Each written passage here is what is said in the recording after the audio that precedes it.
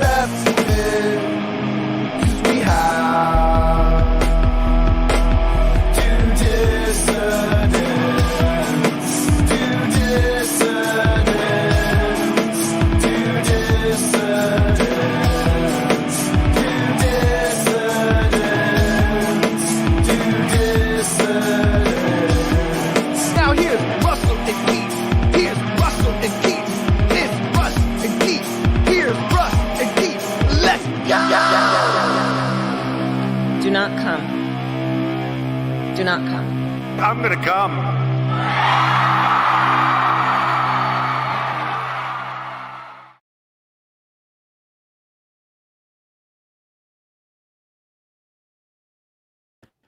What's up, everybody? Good evening. Welcome, Dissidents one and all, to the Do Dissidents podcast. Keaton Weiss here with Russell Dobular. Hello. Hope you guys are all having a very good evening. People are already, I should say, asking in the chat about the snow here in New York. It's snowing up here in the Hudson Valley in my neck of the woods. I believe it was just rain down in the city. Is that right, or did you get snowed on? No, it's raining. Okay, yeah, we got snowed on up here, and this afternoon I did what I have not done in a very long time. I teched a theater show. I teched a holiday cabaret, and I just got back a little while ago. That's part of why we pushed the show back to 7:30 tonight, but the other reason we pushed the show back to 7:30, or I should say the reason we would have had to do it anyway, is because it looks as though Twitter Files Volume 3, Part 3 is dropping this evening from Miss Barry Weiss. No word on that yet, so we could be up for a while if she starts late. We might be responding to that in real time, so this could be a long one, folks. Hopefully it's not. Hopefully she break gets out on the peppermint schnapps. Yeah, right, exactly. Get ready for a long evening, or maybe the Irish whiskey. There you go. What do you got, coffee in there or water tonight? No, I got coffee. Come on, man. I got coffee. Need coffee, man. I'm tired, man. I only break out the Buffalo mug for the coffee, man. For the coffee? Is the best coffee mug I've ever had in my life. On theater, it's interesting. I just did theater tonight because we've had more than one request to slam Hamilton for us to take on Hamilton.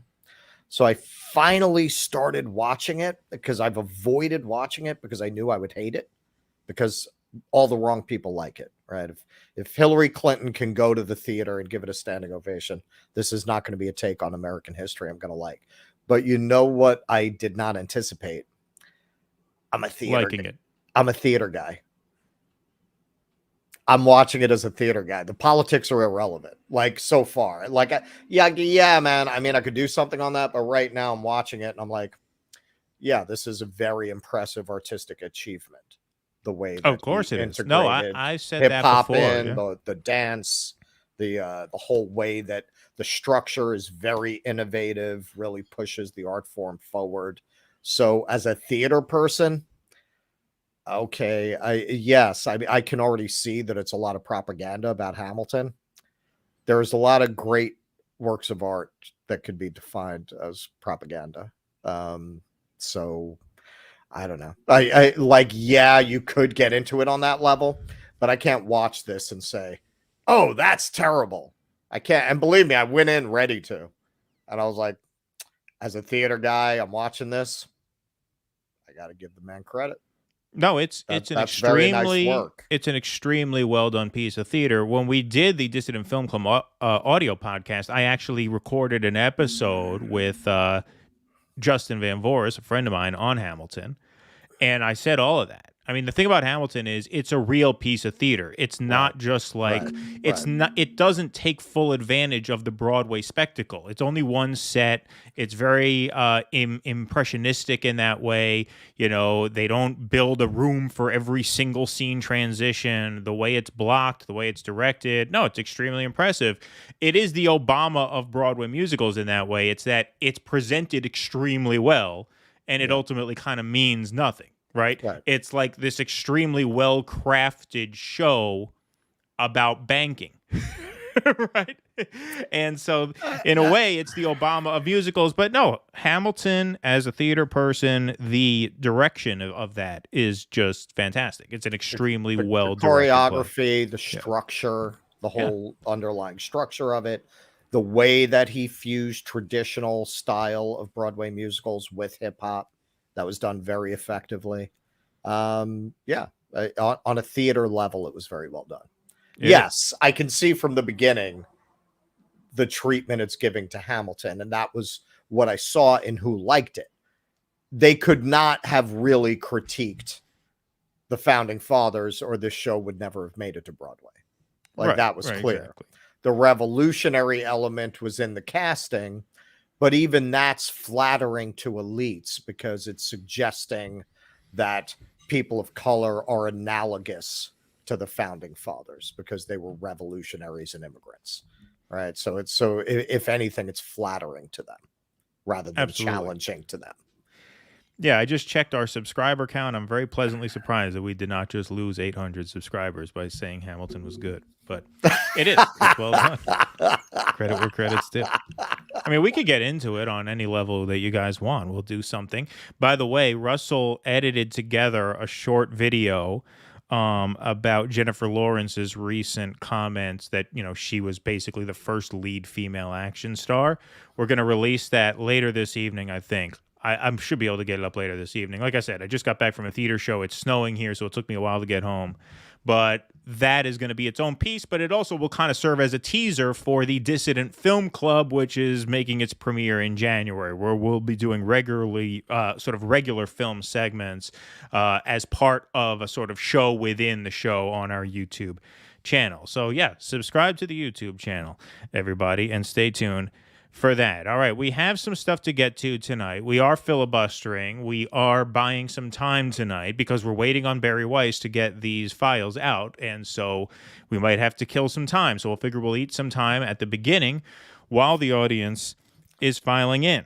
But I suppose we should get started with our first segment. On Tuesday, December 6th, Democrats were very happy about having won their 51st Senate seat.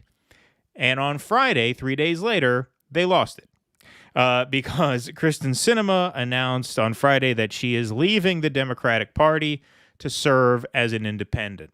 This reminds me of the scene in Lake Placid, the old alligator creature feature, where Brendan Gleeson plays the sheriff. It's a really funny monster movie. You find out towards the end there are actually 2 alligators, and it's supposed to be this big reveal. And then he blows the second alligator's head off, and he says, "Back to 1." Right? That's what we are, the Democrats. We won 51. We got it. Back to 50. Oh, we're back to 50. That didn't last very long. A lot of build-up. What difference does it really make, though? Yeah, no. Well, it doesn't really make much of a difference. We will talk about why we think she did it and what the implications are. But, we should give her a chance to explain it herself, shall we? Make decisions about what's best for ourselves, our family, and our community. And so we don't spend a lot of time thinking about, is this a Republican idea or is this a Democratic idea? Notice the wardrobe. She wears purple because she's an independent now. She's not blue or red now. She's purple. Everybody pick up on very that? Well show, and also bare arms, which when she first came into the Senate, all the shit libs were fucking coming all over themselves about that. Yeah. Oh, right, look at her! She's a bisexual woman with bare arms. Yes, queen. Yes, right. Kristen Sinema is one of a pantheon of poster children for the idea that representation does not equal policy favorable to your community. Hey, I said from the beginning, right when she started pulling her shit, I said Kristen Sinema and the Democrats deserve each other. I think I wrote a whole article about that, actually. Did you? Like, this is exactly the kind of person who they promoted. Oh, I think you did. Like the swing state, centrist, woman, a victory for certain representation, but ultimately stands for nothing.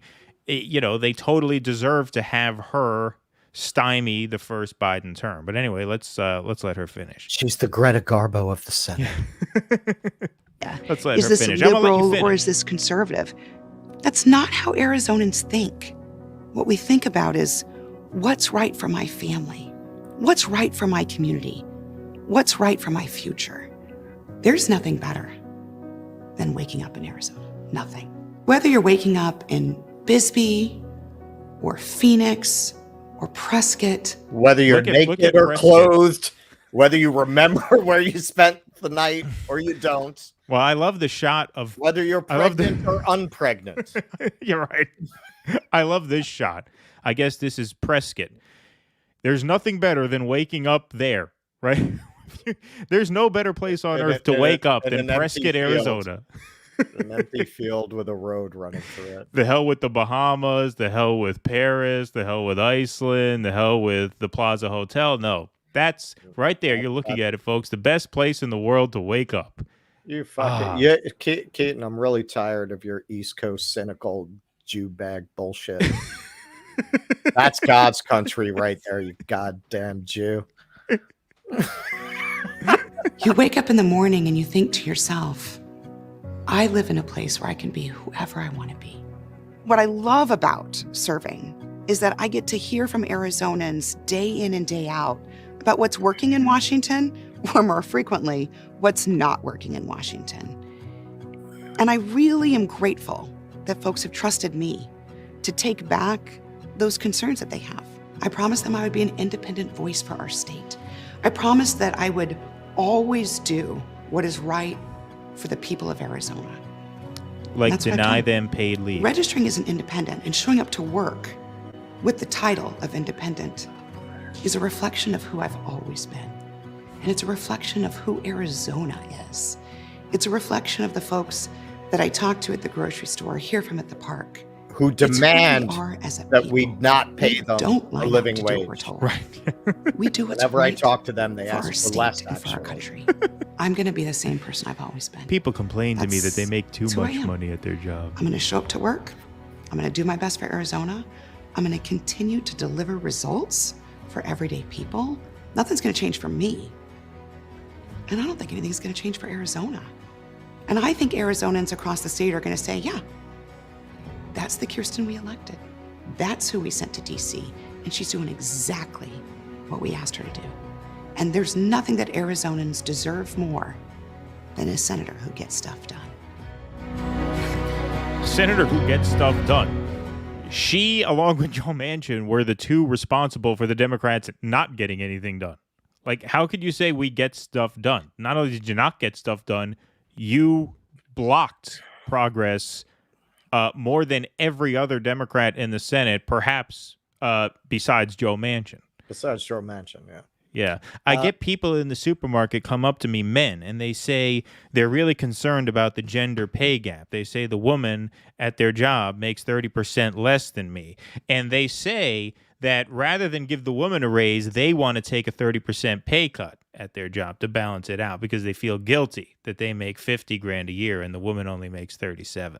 So I'm working on legislation for that. I really want to see her do the Senator and Godfather too.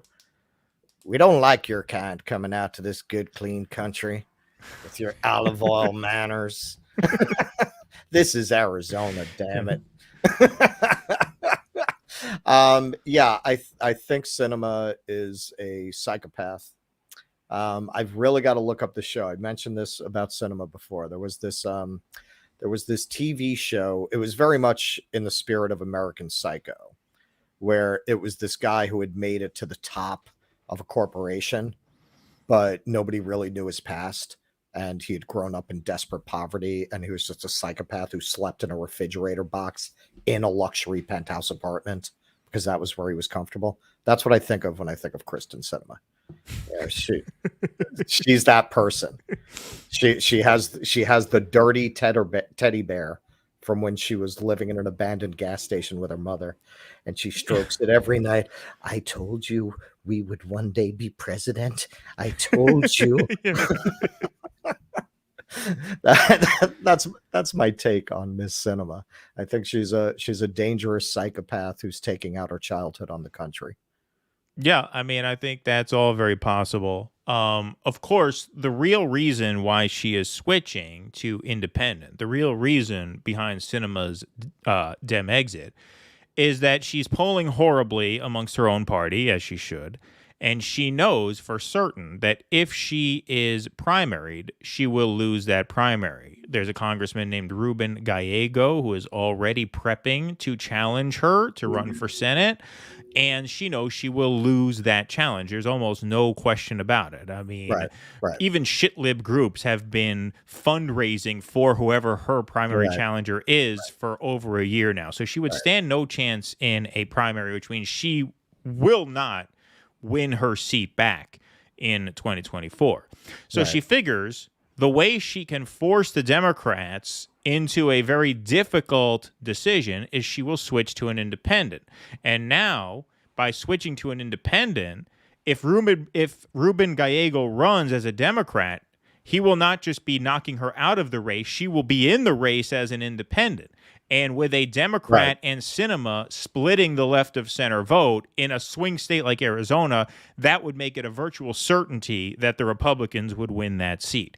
And so what she's saying to the Democrats is, well, now you can't primary. So now you have to ask yourself, do you want to live with me or do you want the next Blake Masters to win this seat? And so, you know, evil and psychotic as she may be, you know, that was a pretty boss move. Like, she put the Democrats in a tough spot now because what do? If they do run a Democrat against her, the GOP will almost certainly win that seat. Well, yeah, it's a Hannibal Lecter kind of move. Sociopaths are known to be very strategically brilliant that way. Right. Tell me about the lambs, Joe. Yeah, right. Exactly. Did the lambs stop screaming? That's what it is. I think you're right, particularly given that she waited until Warnock won this seat, because if she had flipped the Senate to the Republicans, that would have been just too unforgivable. She waited until she could pull this move. That's true. Yes. Without it being a move that would be so devastating that they just could not live with her. Right. So if what Russell's saying is absolutely right, if Warnock lost and it was 50-50, not if she wanted to keep her Senate seat. Right. At that point, she would have cost the Democrats the Senate, like for real. And so that's why it was important for her to wait until after that Georgia runoff. Now, look, what Russell said earlier, I think, was absolutely right, which is that ultimately, what the hell difference does it make what party she caucuses with, especially that now that the Democrats have 50 seats anyway. You know, everything Russell said about her is true. She's obviously just an abhorrent person. It takes a psychotically evil person to be able to go up and give that performative, you know, lecture on camera about how I was sent here to do what's best for Arizona. She's quite an actress. Done. Yeah, exactly. I mean, who on earth buys this? Like, who listens to that and says, yeah, you know, she's right? I mean, it begs a certain question about the American people that, like, that stuff still plays, right? But it does to some people, obviously, or else they wouldn't do it over and over and over again. But look, now we are at 3 independents in the Senate: Bernie Sanders, Angus King, and now Kyrsten Sinema. Look, as somebody who thinks we absolutely need a major new party, I say the more independents in the Senate, the better, because it just makes it harder for people to say, oh, you can't run as an independent because you can't win. So really, what the hell do I care, right? I mean, if we get to a point where you have 7 or 8 independents in the Senate, now you're talking about, okay, 1 in 12 members doesn't belong to one of these 2 major parties. That ain't such a bad thing. It's not like she changed her mind. It's not like she used to be this progressive firebrand, and now she's a centrist. If you go far back in her history, she actually was. She was actually a Green Party member in her past. But by the time she got into the Senate, she had already sold her soul. And so at this point, really, what difference does it make? Well, that was part of her ingenious sociopathic plot. Right. You always point to her Green Party past. Right. Yeah, exactly. It gives her great cover. I used to fight for the Green Party against the Iraq War. What do you mean? I'm as progressive as they come, but I'm independent-minded. Right. All right. So we got a super chat here. Thank you, Cool Blue. Pretty funny. It is a good thing Kyrsten Sinema didn't say the best place to wake up is in her bed. Yeah, well, that is what it says in quite a few bathroom stalls around Prescott. From what hey, better her bed than Prescott, Arizona. Anything's better than Prescott. I'm no coastal elitist. I like the heartland. I have a soft spot for the American landscape. I've driven around the country and across the country several times. So I love America, okay?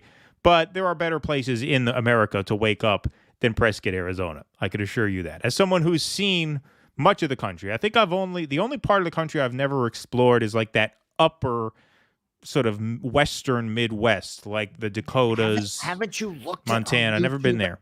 Haven't you looked at our YouTube analytics? 12% of our subscribers are from Prescott. Oh, is that right? Shut up. Oh boy. All right, so I gotta give folks a little film education here. I'll say, so y'all might have noticed that the show sounds less like two seagulls fighting over the last French fry.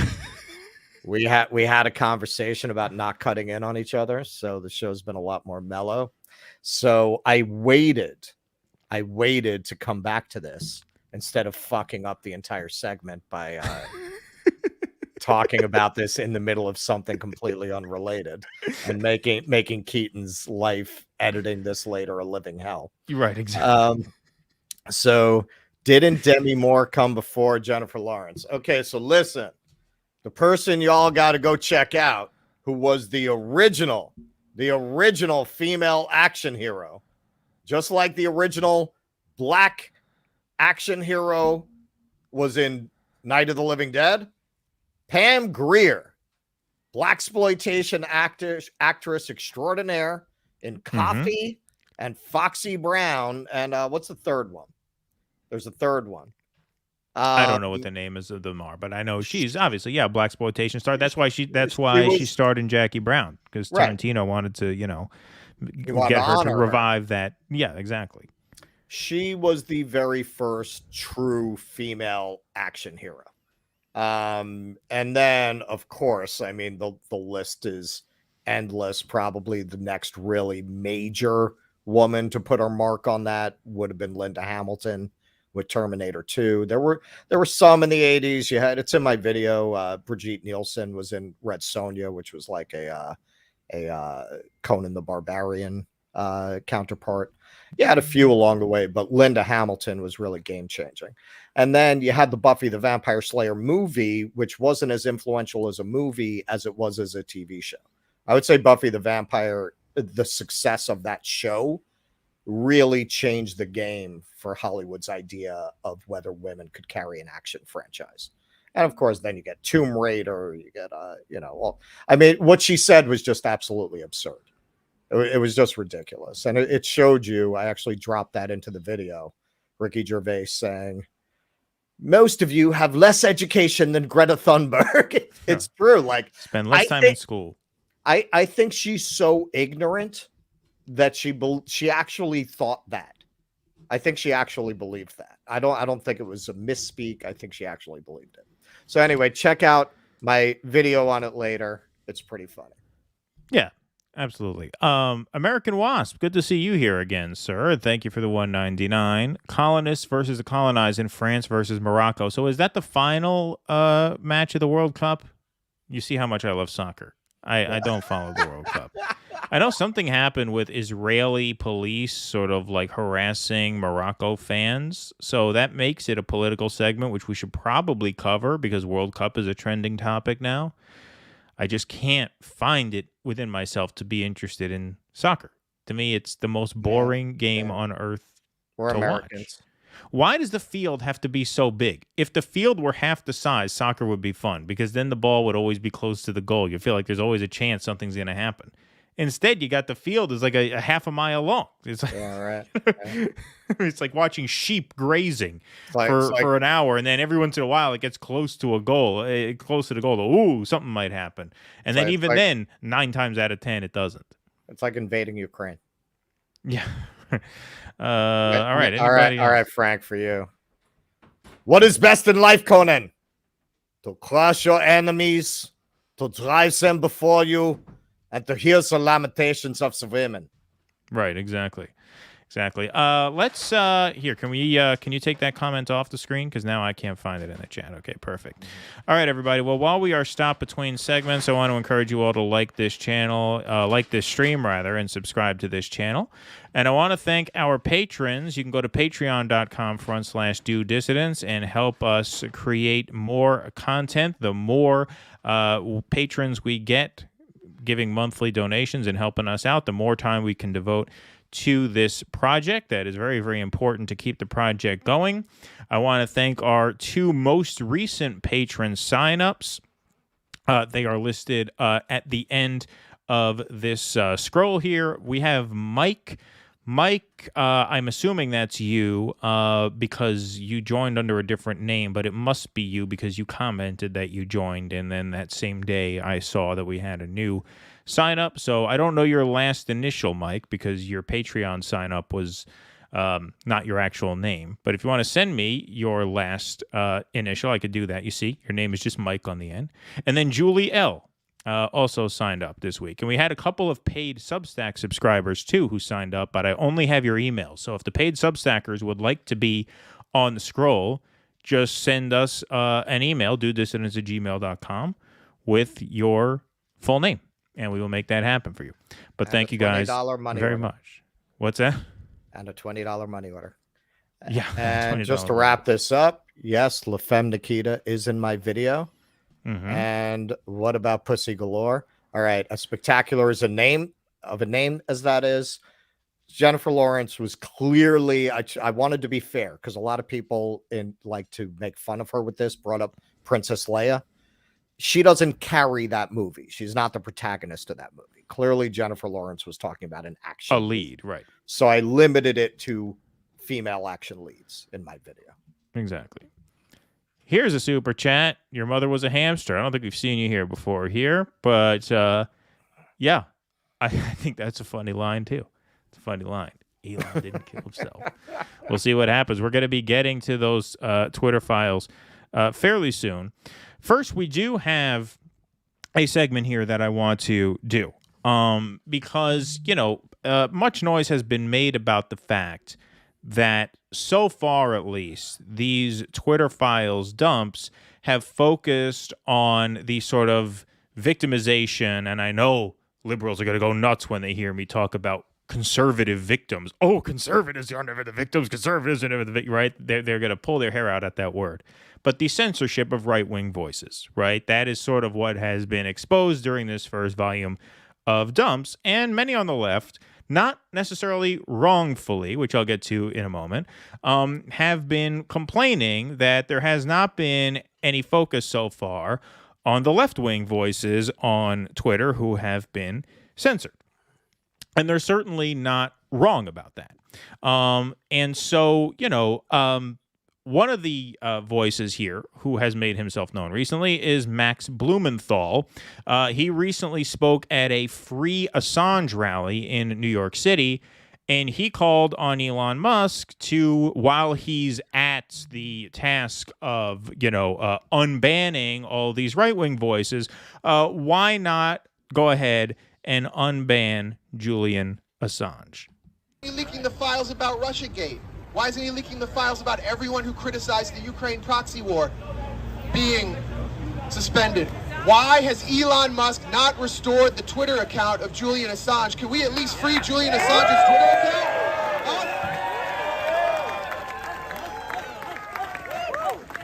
So I want to close by reading an email from Julian Assange. Hi all, I'm in Iceland. You should be too, or at least reporting about it. I've been in Iceland the past few weeks advising parliamentarians here on a cross-party proposal to turn Iceland into an international journalism haven, a jurisdiction designed to attract organizations into publishing online from Iceland by adopting the strongest press and source protection laws from around the world. In my role as WikiLeaks editor, I've been involved in fighting off many legal attacks. To do that and keep our sources safe, we have had to spread assets, encrypt everything, and move telecommunications and people around the world to activate protective laws and national jurisdictions. It goes on, but he says, that's why I'm excited about what is happening in Iceland, which has started to see the world in a new way after its mini revolution a year ago. That was February 2010, and today Julian Assange has been captured. And he was captured because he was, and he's being tortured because he was leading a revolution in journalism. And that's why.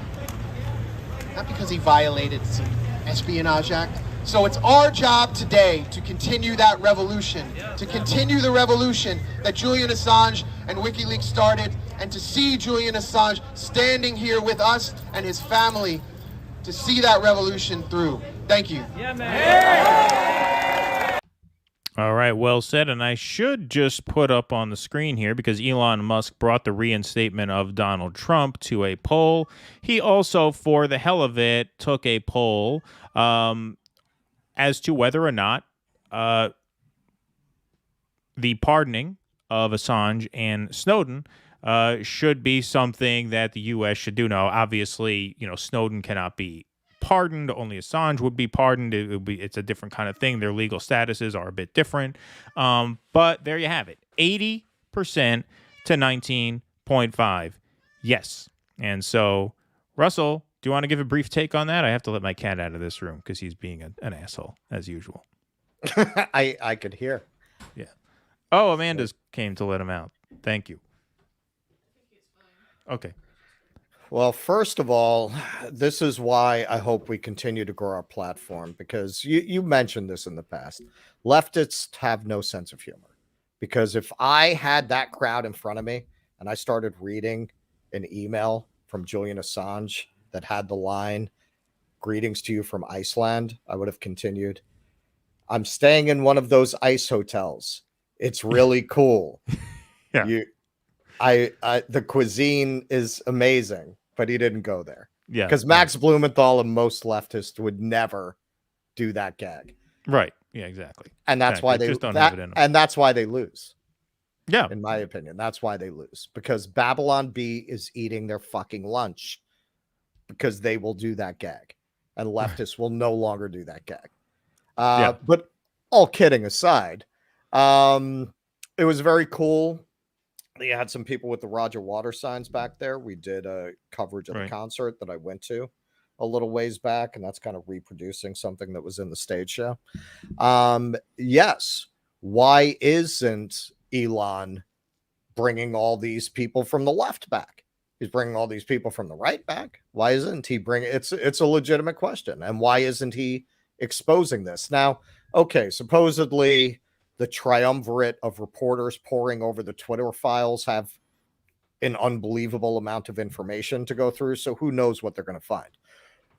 But none of that explains why Elon, who clearly is the situation is top of mind if he's doing this poll. So if he's such an absolutist on free speech, why isn't he bringing back Assange? And he may. In fact, I'll be surprised if he doesn't, because it's going to become increasingly a thing, I think, if he doesn't, especially after he did a poll like this. But look, we've talked about this with some people like, say, Bernie Sanders, who are counterculture. They know where the edges are. They know where, right. Okay, well, now they got to put you down like a dog with cancer. Like, now they got to take you out, man. So once you put Julian Assange on, yeah, now you've really squeezed their balls. In a way that even putting Trump on doesn't. I mean, Trump is a clown. Assange is dangerous. But Assange is not going to be able to tweet. It would just be a state. It would just be true. A moral statement. That much is true. That much is true. Right. Although, I mean, my question is, at that point, if he reactivates his account, does it wind up actually becoming active under whoever's still running WikiLeaks, if it still exists as an organization? My understanding is it does. It does, and WikiLeaks still has an active account of their own, I believe. So they can still tweet. I think the idea of just reinstating Julian Assange would just be a symbolic thumb in the eye of the people who don't want his voice out there. And I think he should do it. And I think, obviously he should be bringing back a lot of left-wing handles that have been censored. I don't disagree with what Max is saying there at all. And Max is not somebody who I would lump into this category because Max is obviously very much against big tech censorship. He's spoken out about that many times. So this is not a direct response to what Max was saying there, which I thought was 100% on point. But the left is really bad at working the refs. Like, because you've seen a lot of left-wingers talk about how, well, why is Elon Musk only talking about how the right wing were being censored and not the left wing? Meanwhile, at the very same time they are playing that card, they're also calling these Twitter Files dumps a giant nothing burger. Right. So, like, if you don't think that this kind of censorship is important, if you don't think this is an important story, then how do you really expect to work the refs more in your favor? Right? Like, on one hand, you're saying there's nothing to see here. On the other hand, you're saying, well, why are you only blowing the whistle when the right wing has been victimized? That's not how you work the refs. The way you work the refs is you give credence to the actual substance of what has been coming out, as we have. Nobody else in left media has. Majority Report, nothing burger. TYT, nothing burger. David Dole, nothing burger. And so if your point is that he needs to be more balanced, then why are you shitting on the whole project of exposing the goings-on behind the scenes that led to censorship of right-wing people? It just doesn't make sense as a strategy. So we're talking about doing a hate mail segment because we get a lot of funny comments, and we would have a field day dissecting some of these. But one thing that came through over the wires, over the comment sections, that actually was a valid point is it's not that the left doesn't care about this. It's that the liberals don't care about this. So would you like me to... What's that? Would you like me to respond to that? Because I typed that person a lengthy response. Well, I mean, more than one person has said this, but I think Okay. I know the one that you're talking about. Yeah. No, I mean, you're right that the left media in general is not touching this, but a lot of these people aren't left. I mean, we've done a segment on Dole. Forget about the fucking Majority Report. Those guys are clowns. The TYT, I mean, it's MSNBC light. So who are we talking about? The only people doing left media are Blumenthal, Mate, Jimmy Dore. I can't think of anyone else. I mean, look, I take your point. At the same time, I think the line between leftists and liberals in modern context, meaning what they both mean right now, I think that line has become very, very blurred. And look, not to toot my own horn, but I was one of the first people to introduce the distinction between liberals and leftists to this online left space. Before we even had a YouTube channel, we had an audio show, and one of the top-rated audio shows we ever put out, it got thousands and thousands of shares and stuff, was a monologue that I recorded about the difference between liberals and leftists. And now that we have a YouTube channel, I'm going to probably post that. It'll be a sort of from the vault thing. It'll just be audio.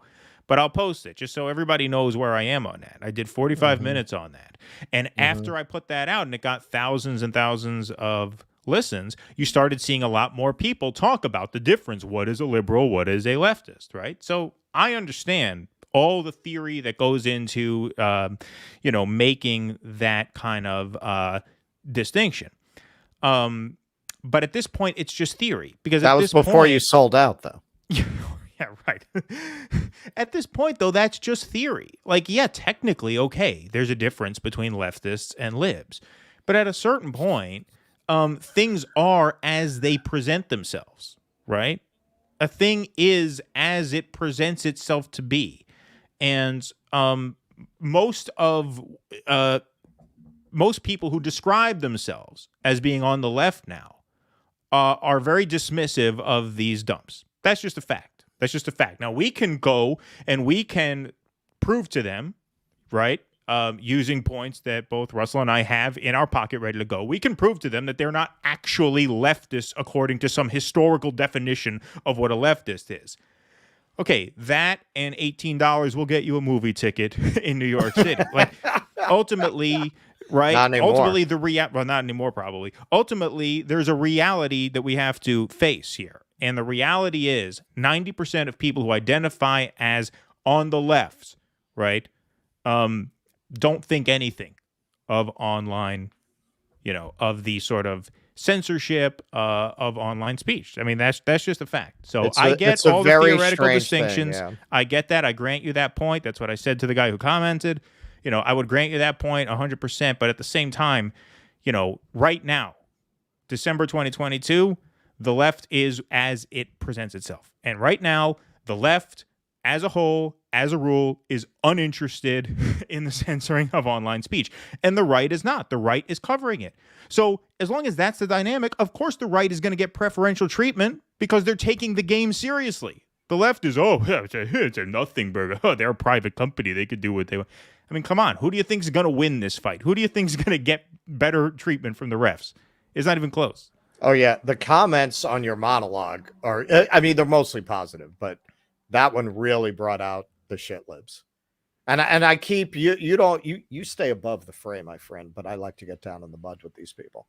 Well, that's because I represent the actual Do Dissidents handle, whereas you are just on there as Russell Dovular. Yeah. I'm on there actually as Elvis Bunford. That's my alias. If I ever start robbing banks, I'm going to have to find another one because now I'm all over the internet as Elvis Bunford.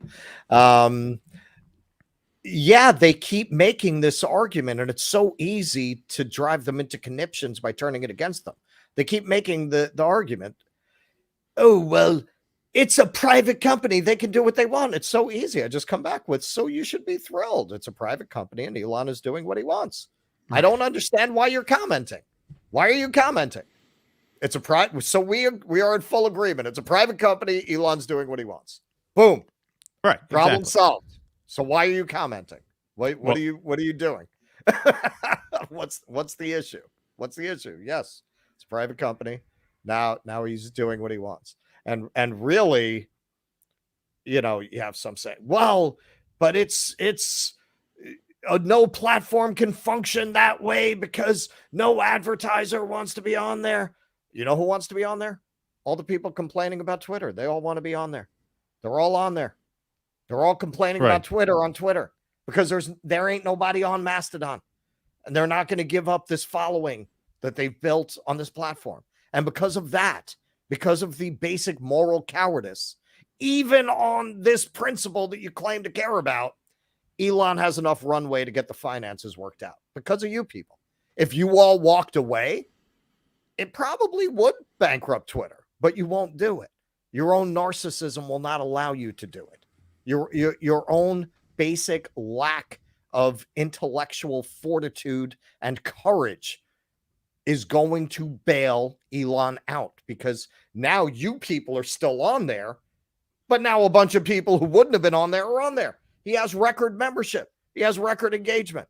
That in the end, that will pull advertisers back in. That gives him runway to work it out. Of course. Yeah. No. Absolutely right. I just had a comment here. Private company was meeting with government officials weekly on who to censor. Yes, that's a good point, and that's a good segue into our next segment. But I just checked Twitter again. Barry Weiss is nowhere to be seen. She's not tweeting anything. So I don't know what the hell's going to happen. Is she doing it tonight? What weren't they having a rally tonight for expanding settlements in the West Bank? She's probably.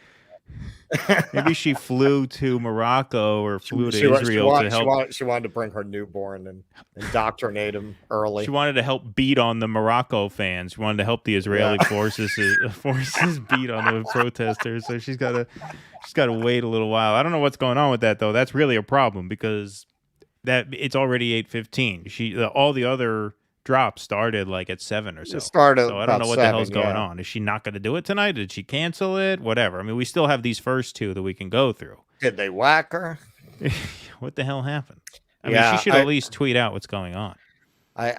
Hedges just dropped an article. I haven't had a chance to read it yet with a very inflammatory title: Israel and the Rise of Jewish Fascism. Yeah, I saw he dropped that article. I saw that. I didn't have a chance to read it yet, but I did see that came out.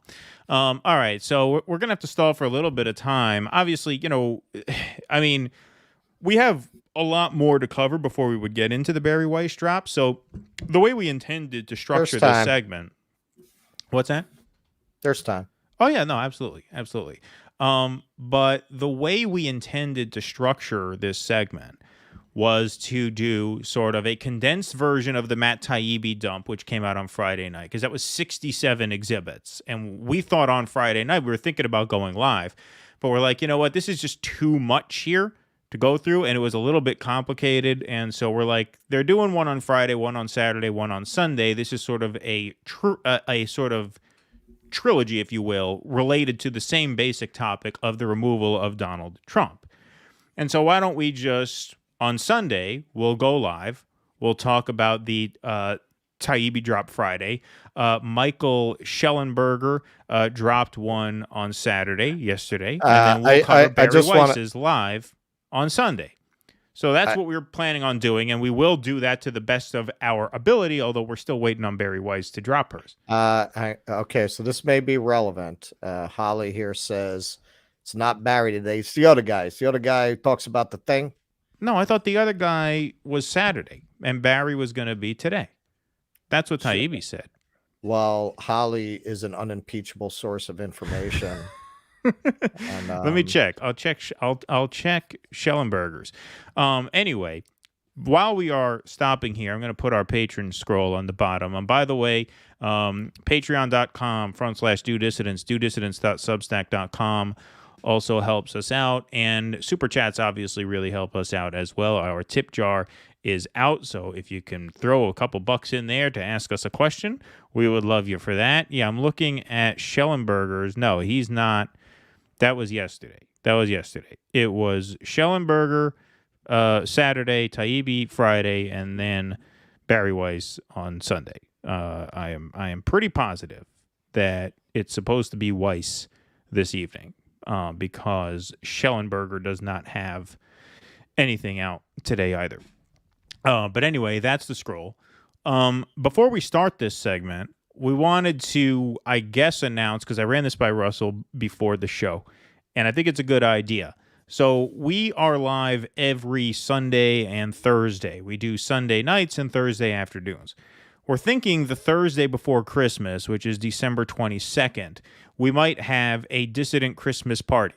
And maybe we'll do that in the evening. So if people want to have a cocktail or something, they can do that. And we're thinking of just making that a long hangout show. And we are thinking of, for that show, opening up the phone lines to everyone, not just people who subscribe through Substack, patrons, right? We might just open up the phone lines to everyone, have it be a giant free-for-all, a giant party. And so if you like that idea, give us a shout out and we will do that. I think that would be a fun idea. Be a fun sort of community building thing. We'll create a Christmas themed backdrop. We'll wear some ugly sweaters. We'll have some cocktails and we'll just hang out. That's the Thursday before Christmas. So I hope everybody likes that idea, and we'll just drop the call in link right in the YouTube chat. So anybody who wants to call in can feel free to do that. I think that would be something worth doing. What do you think about that idea, Russell?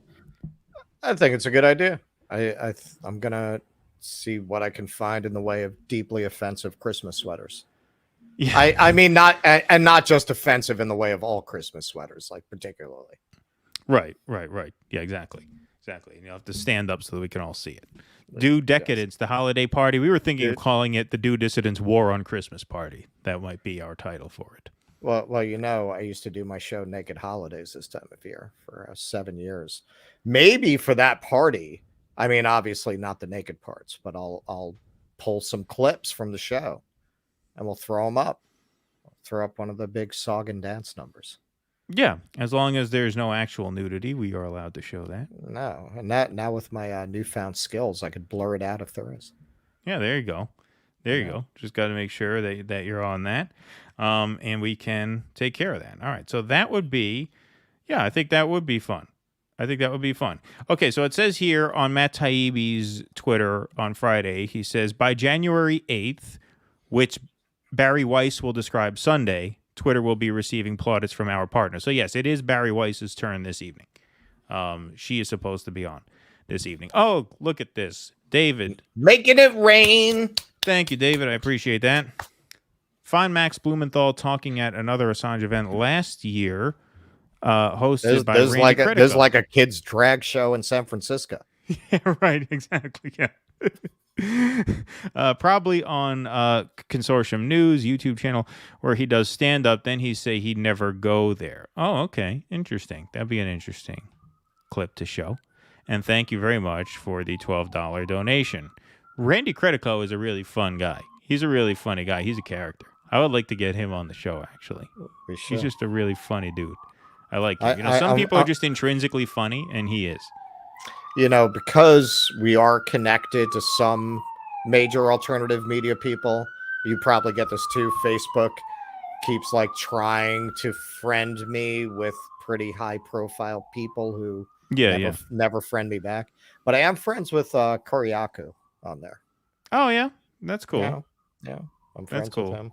And as you know, friend of show, Nathan Robinson. Oh, you're actually friends with Nathan. With who? Listen. I will give that little Poppin' Jay this much credit. I came at him pretty hard on his own page, and he did not unfriend me. Well, there you go. Kudos. There you go. Kudos. Yeah, I respect kudos. that. Hey, he's always up for a debate, right? Right. I mean, he likes to debate people, and so in the spirit of that, I think that's good that he was able to do that for you. I said something to him along the lines of, if there's any woke assumption that you take exception with, you've never demonstrated it on your pages. Like I said, and he did not defriend me for that. Well, yeah, I mean, he's like one of these like cancel culture deniers, right? Right, he is. Well, that's why I came at him like that. Exactly. Yeah. Exactly. Like, no, there's no like woke liberal agenda out there trying to silence people who may, look at a trans person the wrong way, exactly. Right. And so, he's very much on that page. He just dropped an article. I actually thought about inviting him on for a debate, which actually it would surprise me if he said no. Like, I think he would probably say he'd probably yes. come on. He dropped an article that there are no conservative intellectuals. And, when you look at people like Douglas Murray, I would beg to differ. You can agree or not agree with Douglas Murray, but he is certainly a conservative intellectual, and he's not alone. There are many, many people like that. Sure. So to say there are no conservative intellectuals, it's a ridiculous assertion. So I wanted to have him on actually to debate that. That might be good. I mean, I would moderate it. I think it's not fair to invite someone on. I agree. Then have us like double team them. Right. Yeah. Like I would moderate it, and we would do this thing. I'd pull this screen up, you and him side by side, and I would stay out of it. I think that would be a good format for the debate. Would. All right. Well, tell us in the comments. We have this screen functionality. You got to come on. It's going to be great. Look what we can do. We have the technology. Yeah, right. We have the technology to make this look really professional. That'd be great as part of our pitch to him to do that. All right. Tell us in the comments, do you want to see me debate Nathan Robinson on whether there are conservative intellectuals? If you do, I'll reach out to my Facebook friend Nathan. Yeah, he'll send him a Facebook message. I bet he would say yes. I think he would too. We're sorry, folks. We're sorry to make you have to humor us this way. We're just trying to stall for time to give Barry Weiss time, to dry the Palestinian blood off of her hands and drop these files. I don't know what the hell's going on. She's not doing it. But anyway, we have a lot to get to before that. Like if she hasn't started by the time we're done with these first two, it probably means she's not doing it because it's going to take us almost an hour to get through these first two. So maybe we should just start. What do you think? I think we should start because, it's going to take a while. I've got the Taibbi article to get into. Well, that's the thing. We have a bit of a preamble, right? Before we get into the Taibbi drops, which came out on Friday, we want to read a little bit from Matt Taibbi's Substack because there were some really bad faith people who interpreted his claim that he had to agree to certain terms before receiving documents from Elon Musk. He had to agree to the terms, and people said, aha, that means you're doing propaganda for him. You had to agree to present this a certain way. That means you're in his pocket, which I never interpreted it that way. But apparently a lot of people tried to, whether they did so sincerely or whether they just saw that, I guess, inopportune phrase on his part as an excuse to try and shiv him like that. He did take the time to make mention of that and sort of clarify what he meant by saying he had to agree to certain terms. So before we get into his dumps, Russell, do you want to read that part for us? All right. So this is from Taibbi's Substack. This is subscriber only. So I think it's important to put all this in context with this. In the rush to get, this is Taibbi now. In the rush to get all this done, I chose words poorly. A lot has been made about the line about how I had to agree to certain conditions to work on the story. I wrote that assuming the meaning of that line would be obvious. It was obvious. Still, the language was just loose enough to give critics room to make mischief, and the stakes being what they are, they of course did. That's on me and a lesson going forward. For the record, the deal was access to the Twitter documents, but I had to publish on Twitter. I also agreed to an attribution, quote, sources at Twitter, unquote. That's it. Everyone involved with the project, including myself, as well as Barry Weiss and Michael Schellenberger, has editorial control. We've been encouraged to look not just at historical Twitter, but the current iteration as well. I was told flat out I could write anything I wanted, including anything about the current company and its new chief, Elon Musk. If anything, the degree of openness on that front freaked me out a little initially, being so far from any other experience I've had. In our initial meeting, Musk talked about how he thought a full confessional restores faith in the company, and everything I've seen since seems to confirm he's sincere about his desire for full open kimono transparency with the public. He says we're welcome to look at things going forward, not just at the past, and until I run into a reason to believe otherwise, I'm taking him at his word. I'd be crazy not to, considering the access we've already been given. This is a historic opportunity, and I think we're all trying to treat that opportunity with the appropriate respect, which, among other things, means staying as focused as we can be on the documents and trying to make as much sense of them as we can, as quickly as we can. There you go. All right, so that clears that up. Now, before we get into the Twitter files, we do have a super chat from Tusker. Thank you very much. Will Russell wear his best velvet sports coat during his debate with Nathan Robinson? I mean, that would be a classic psych out move. To basically wear a bow tie. As him, yeah. Especially since, Russell, and, me too, obviously. I mean, I have the collared shirt this evening, but we are generally the most underdressed hosts on YouTube. Like, Russell basically wears the T-shirt every time, Yeah, well, so you know what I really liked? You would be underdressed for that debate for sure. What I really liked about your monologue was that you didn't comb your hair before you shot. Yeah, no, I just did it. It was like your hair is sticking up. No, I was haggard. I didn't have time. Seriously, like I didn't work yesterday, but my wife is sick, and so I had to take care of the kids yesterday, and they were being real hellraisers yesterday. Those who have kids know some days there's just no control in them, and so I was able to sneak away for like 20 minutes and bang. How much for your children? I want to buy your children. But I didn't have time to do the hair. I just sat down, I plugged it in and went. And halfway through the monologue, I had to get up and tend to them. That's why there's an edit like halfway through. But yeah, no, I didn't have time to do the hair. So yeah, some people commented on the hair. That was pretty funny. Yeah. All right. Well, overwhelmingly, people want to see this debate. So I will drop a message to Mr. Robinson, and yes, I will dress in an interesting way.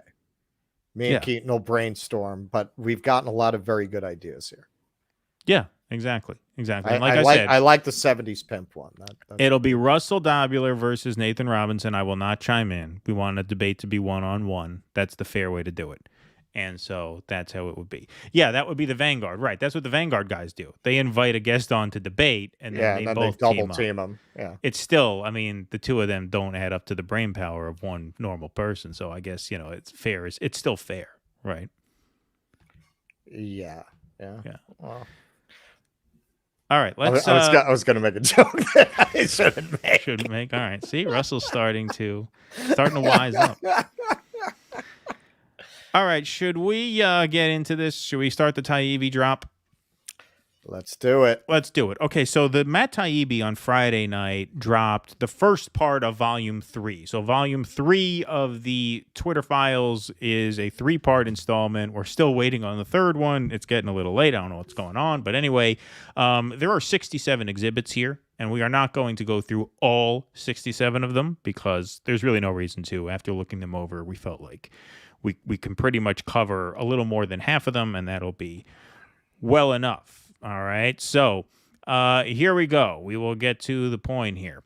The Twitter Files, the removal of Donald Trump, Part 1, October 2020 through January 6th. The world knows much of the story of what happened between riots at the Capitol on January 6th and the removal of President Donald Trump from Twitter on January 8th.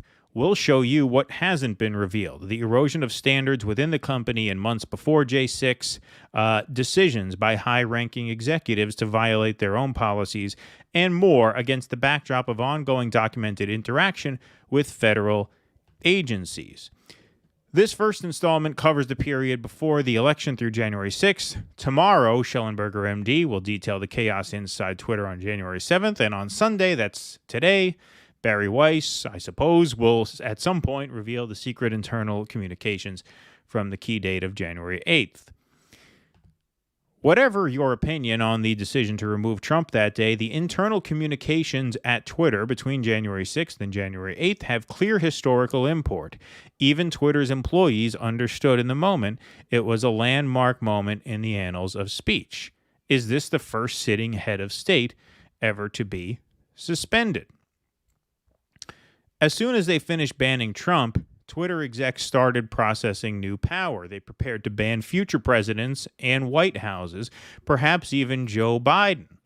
I don't know what they would ban Joe Biden for. They should have nailed him for misinformation when he called himself the most pro-labor president in history, right? They should have banned him earlier this week. Or when he claimed multiple times to have marched for civil rights, even after himself admitting that it wasn't true. Absolutely. He then made the claim again. Mm-hmm. Yep, that's a good point. That is a very good point. I didn't even think of that one. The new administration, says one exec, will not be suspended by Twitter unless absolutely necessary. All right. Twitter executives removed Trump in part over what one executive called the context surrounding actions by Trump and supporters, quote, over the course of the election and, frankly, the past 4 years. Now, frankly, the last 4+ years, that is a damning statement because all that means is we don't like these people, right? Like, that's what that means. Right. It's one thing to ban them for a specific incident that they played a part in, like if you want to nail Trump for incitement of violence over January 6th. But this is like, yeah, over the course of the campaign and, frankly, the last 4 years. In the end, they looked at a broad picture, but that approach can cut both ways. All right. Now, I'll read this exhibit here. I'm working with, we don't know, on my team to put together a doc to share with you a POV from research on DJT's language and uncoded incitement to further violence. In the meantime, here is our quick take. The decision on whether to pull that particular tweet or use that as a last straw for Trump, this is regarding January 6th, right, depends on many factors, including, number one, the overall context and narrative in which that tweet lives. We currently analyze tweets and consider them, at a tweet-by-tweet basis, which does not appropriately take into account the context surrounding. You can use the yelling fire in a crowded theater example. Context matters, and the narrative that Trump and his friends have pursued over the course of this election, and frankly the last 4 years, must be taken into account when interpreting and analyzing that tweet. Number two, the larger question is around our moral imperative and decision as a company, which user sentiment should not drive based on, number one, Blank and I believe that his tweet does violate our rules when taking that historical context and current climate into account. The bulk of the internal debate leading to Trump's ban took place in those 3 January days. However, the intellectual framework was laid in the months preceding the Capitol riots. Before J6, Twitter was a unique mix of automated rules-based enforcement and more subjective moderation by senior executives. As Barry Weiss reported, the firm had a vast array of tools for manipulating visibility, most all of which were thrown at Trump and others pre-J6. As the election approached, senior executives, perhaps under pressure from federal agencies with whom they met more as time progressed, increasingly struggled with rules and began to speak of vios, which I assume means violations, as pretext to do what they'd likely have done anyway. After J6, internal Slacks show Twitter executives getting a kick out of intensified relationships with federal agencies. Here's trust and safety head Yoel Roth lamenting a quote lack of quote generic enough calendar descriptions to concealing his very interesting meeting partners. It happens. I'm a big believer in calendar transparency, but I reached a certain point where my meetings became ... very interesting ... to people, and there weren't meeting names generic enough to cover. Anyway, let me know. Very boring business meeting that is definitely not about Trump. Wink. Pretty much. Yep, he says pretty much. And then he says definitely not meeting with the FBI. I swear. All right, now let's just pause right here for a quick second. Russell, go ahead. That triggered both of us. Yeah. That is so much a little weasel getting a kick out of the fact that he's meeting with the FBI to censor speech. The whole purpose of that exchange is I'm very important and I'm meeting with very important people and I'm having very high level discussions at the highest level of government. Look at me, look at me, look at me. Yeah. Yep. And by the way, while we're on the topic of Yoel Roth, I mean, I'm sure he will come up many, many times again. This is a tweet from Yoel Roth that Glenn Greenwald just featured in a recent video, but here's the actual time-stamped tweet on November 8th, 2016, which, as you will recall, was the night Donald Trump won.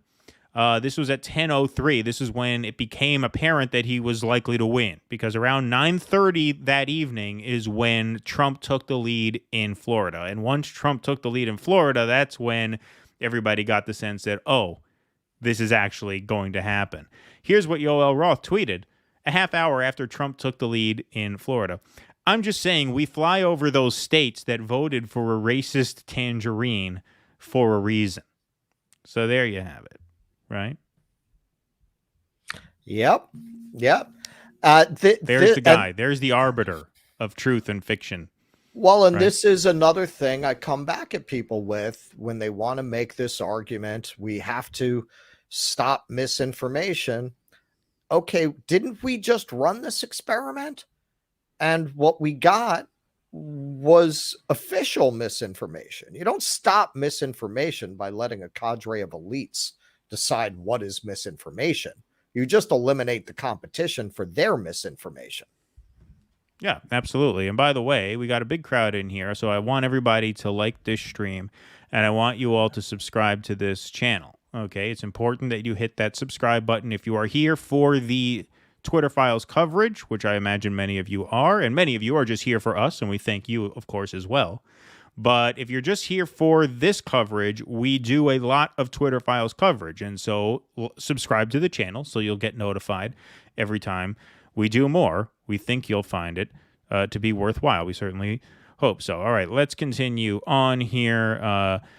These initial reports are based on searches for docs linked to prominent executives whose name are already public. They include Roth, who we just covered, former Trust and Safety Policy Chief Vijaya Gadde, and recently plank-walked Deputy General Counsel and former top FBI lawyer Jim Baker.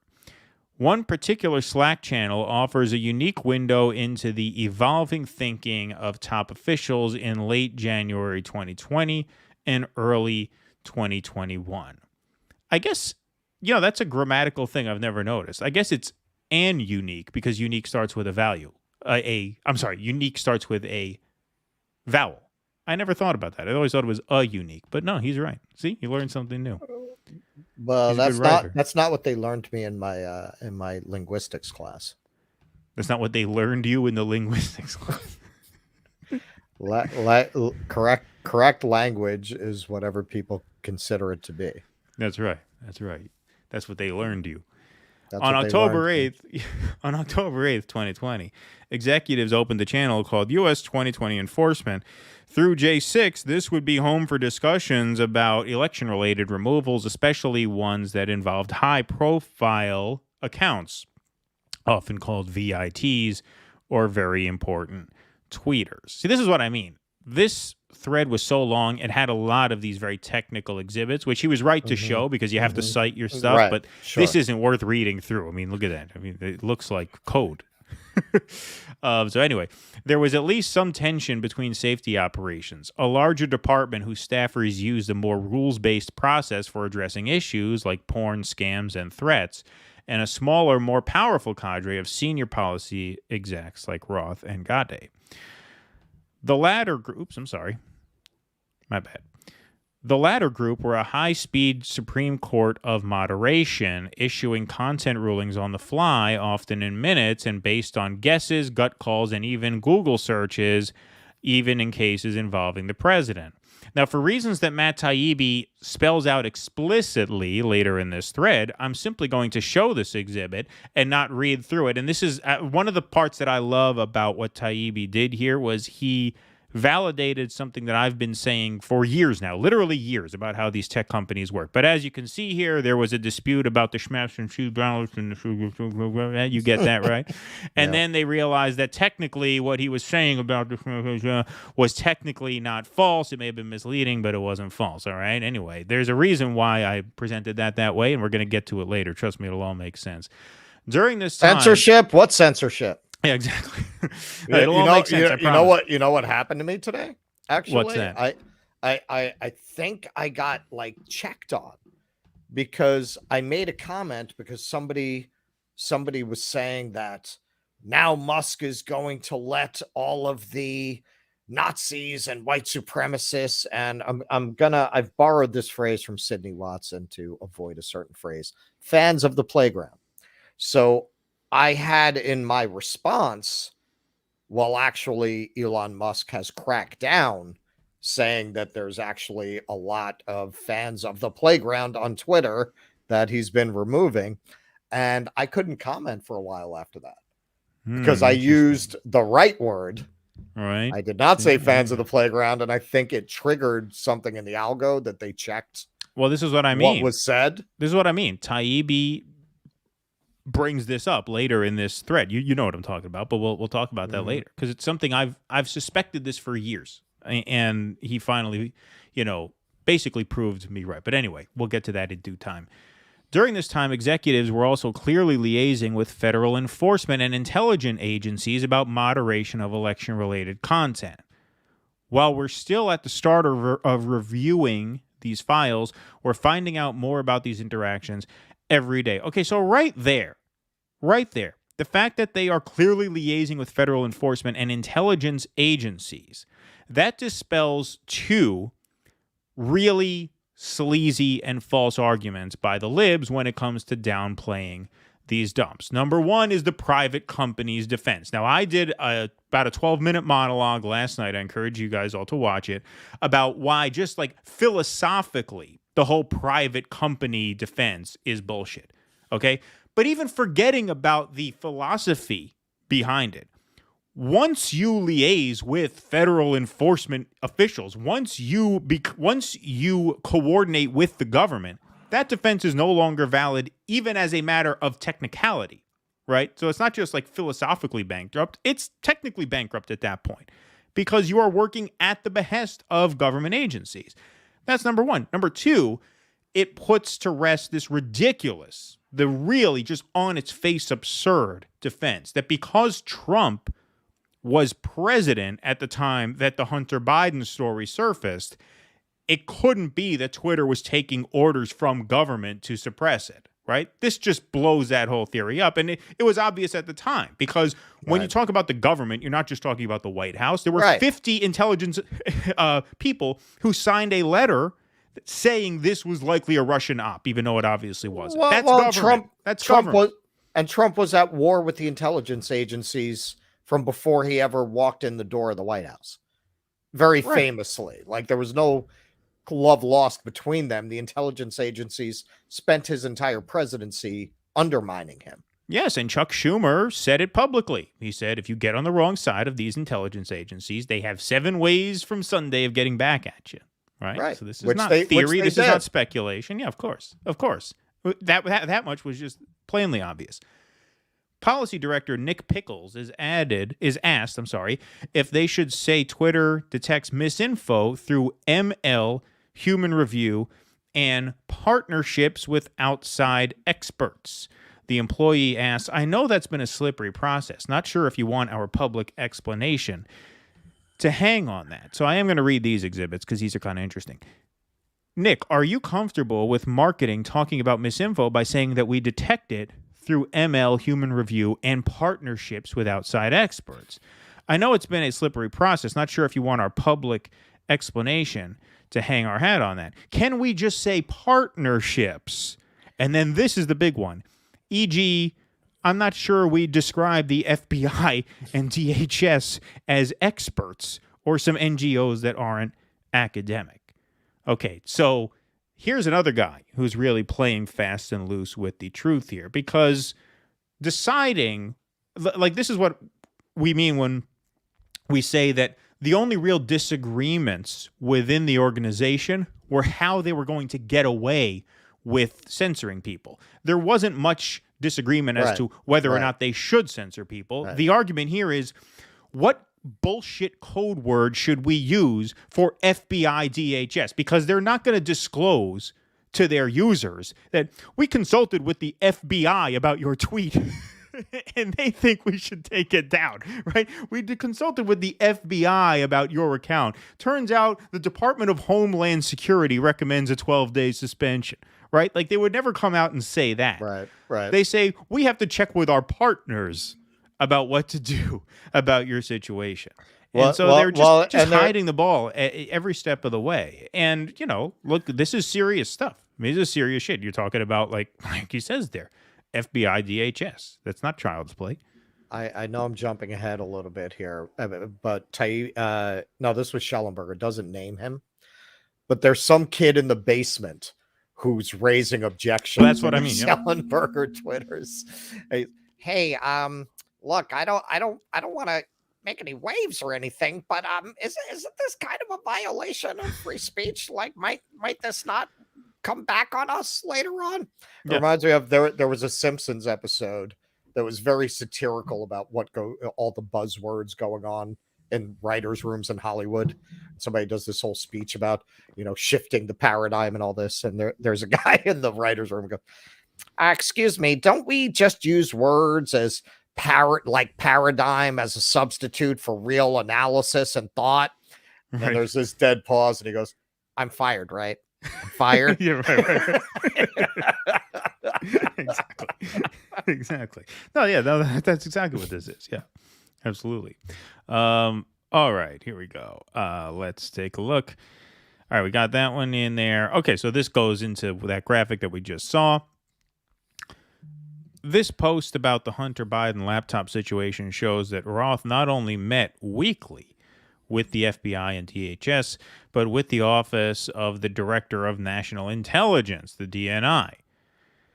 Yoel has checked in. Here's what they said. What's new since our last check-in? Hacked materials exploded. We blocked the New York Post story, then we unblocked it, but said the opposite. Then we said we unblocked it, and now we're in a messy situation where our policy is in shambles. Comms is angry, reporters think we're idiots, and we're refactoring an exceedingly complex policy 18 days out. In short, FML. Weekly sync with FBI, DHS, DNI, RE, election security. The meeting happened about 15 minutes after the aforementioned hacked materials implosion. The government declined to share anything useful when asked. Monthly meetings with FBI, FITF briefed on several ongoing investigations.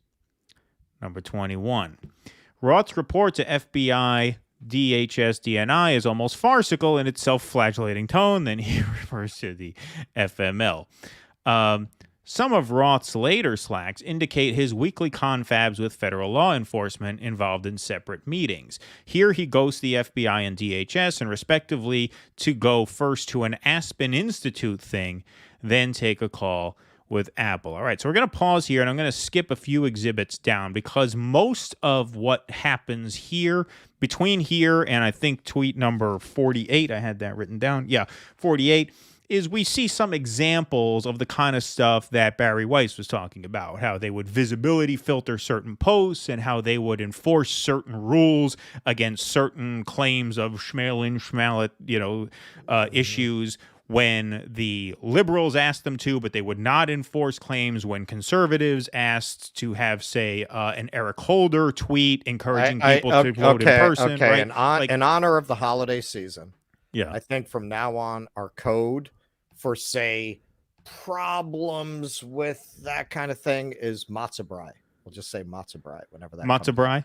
Matzo Okay, so brie. you use that in a sentence to make sure I'm clear on exactly what you're talking about. So Trump was saying that there were serious problems with the matzo brie.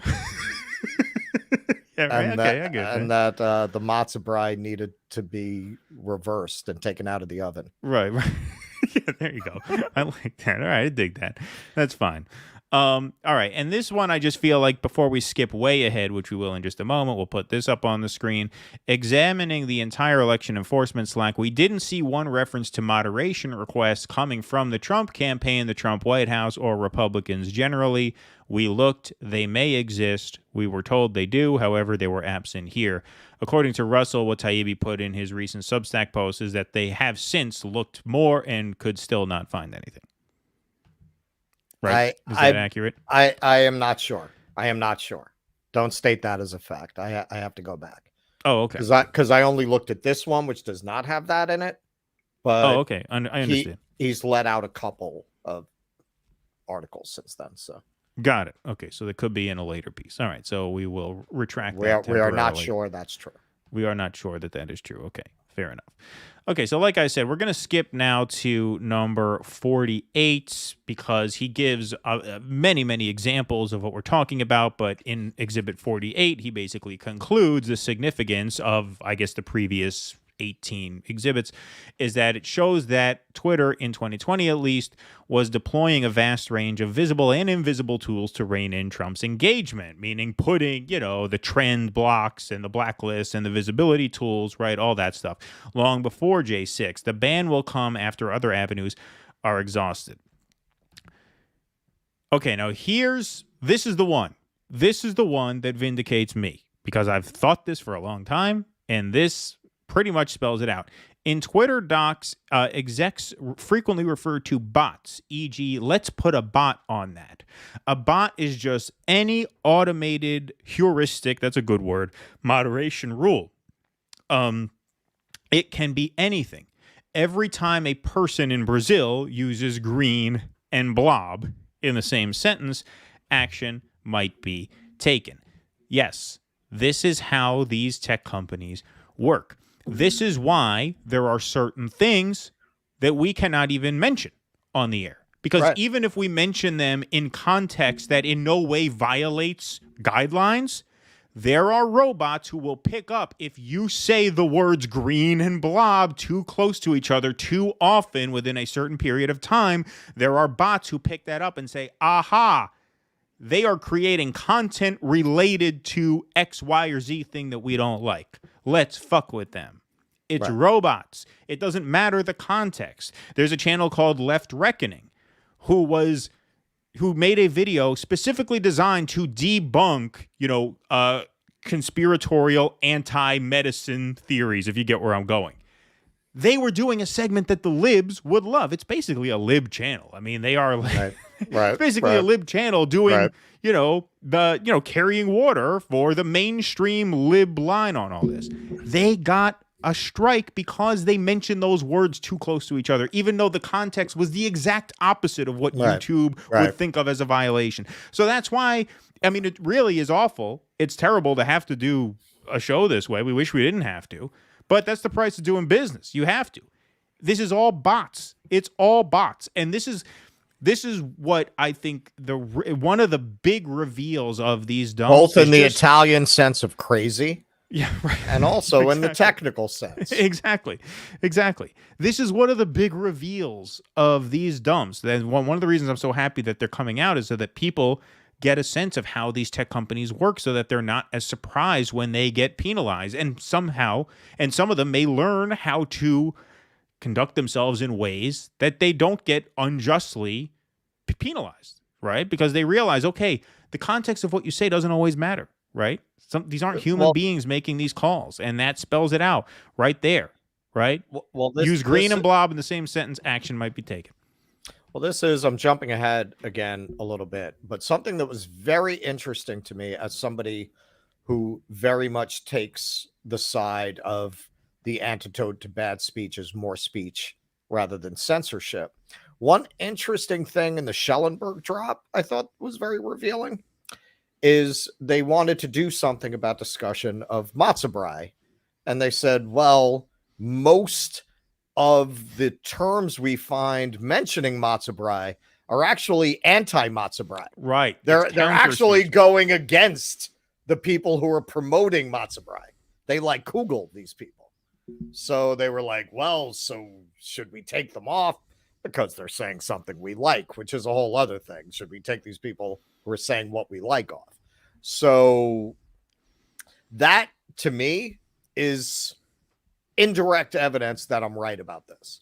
That in the end, the good speech is going to outweigh the bad speech, because we do not, as much as we have free speech issues, we do not agree that there was anything wrong with the matzo brie. We're not on team. So we want people to come out and say, no, this was perfectly legitimate matzo brie. We want people to be saying that. And I like hearing that many more people were saying that than were saying this is bad matzo brie, right? I feel bad for whoever joined the conversation in the last minute. They're going to think, what the hell is this? I didn't know this was a cooking show. What the hell are these guys talking about? What is this, Jewish cooking? Rewind. Recipes from the Lower East Side. Yeah, right, exactly. All right, here we go. In this instance, it appears moderators added a bot to a Trump claim made on Breitbart. The bot ends up becoming an automated tool, invisibly watching both Trump and apparently Breitbart.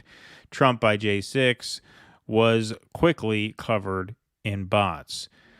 There is no way to follow the frenzied exchanges among Twitter personnel from between January 6th, 1st, and January 8th without knowing the basics of the company's vast lexicon of acronyms and Orwellian unwords. Okay, so to bounce an account is to put it in timeout, usually for a 12-hour review or cool-off.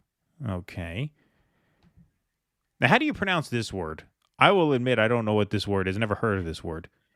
Interstitial. Interstitial. Okay. See, I never knew that word. I'll admit, I'm too dumb to know interstitial. One of many nouns used as a verb in Twitter speak. So what does that noun mean? Russell, do you know? Interstitial would, I mean, the way I always used it was something transitioning into something else. Like college boy show off. The way I always used it. Well, because usually that would come up when I would be directing. The interstitial would be that transition between scenes or between acts. That's the interstitial. I always called that the break. The break. That was my term for it. Am I getting all fancy pants? Yeah, right. Yeah, exactly. College boy, eh? Here at our lowbrow upstate theater company, we called that the break. The break. Interstitial, one of many nouns used as a verb in Twitter speak. Denialist is one more. Means placing a physical label atop a tweet so it can't be seen. All right. well, I don't even know what the PII has multiple meanings. One Yeah, being see, public. it's confusing here because that has nothing to do with like the real meaning of interstitial. It's weird that they're using it this way. Public interest interstitial, i.e., a covering label applied for public interest reasons. The post below also references proactive V, i.e., proactive visibility filtering. FTR, these were interstitialed by our agents who are prioritizing our proactive V amp GQ. Jesus Christ. So process working well at the moment from that perspective. See, this is one of the reasons why we couldn't go live immediately Friday night. All right, I think I have somebody here who's got it. Yeah. So, yeah, our man Robert. Okay, so it's one of those things that in internet speak it has its own jargon meaning. Oh, okay, interesting. So an interstitial on the web is like a pop-up. Like a pop-up ad. It's not the way that word is usually used. Got it. Okay, good. Well, thank you, Robert. I appreciate that. All right, here we go. Here we go. Number 55, right? This is all necessary background to J6. Before the riots, the company was engaged in an inherently insane, impossible project trying to create an ever-expanding, ostensibly rational set of rules to regulate every conceivable speech situation that might arise between humans. This project was preposterous, yet its leaders were unable to see this, having become infected with groupthink, I assume that's what that means, coming to believe sincerely that it was Twitter's responsibility to control as much as possible what people could talk about, how often, and with whom. Now, this is an outgrowth of Russiagate, and this is why Russiagate, even though it was on its face a failure because they didn't get what they wanted, which was Donald Trump being frog marched out of the Oval Office. They got what they wanted long term in the sense that they made these companies and these institutions more broadly feel like they have a responsibility to control speech and the flow of information. Right? So that was the major victory that Russiagate won, even though it didn't literally win the immediate battle. Right? It fired a shot across the bow that, hey, anything bad happens that we don't like, and we find out that Twitter or Facebook or Google didn't do everything they could to stop it, it's going to be your ass. That was the subtext of Russiagate. And in that sense, it worked. Right. You want to live in congressional hearings? Right, exactly. You keep, and we talk a lot about how Trump's election spurred that, but the Bernie insurgency did as well. Yes. That scared Democrats. It made them really afraid that they could lose control of the party.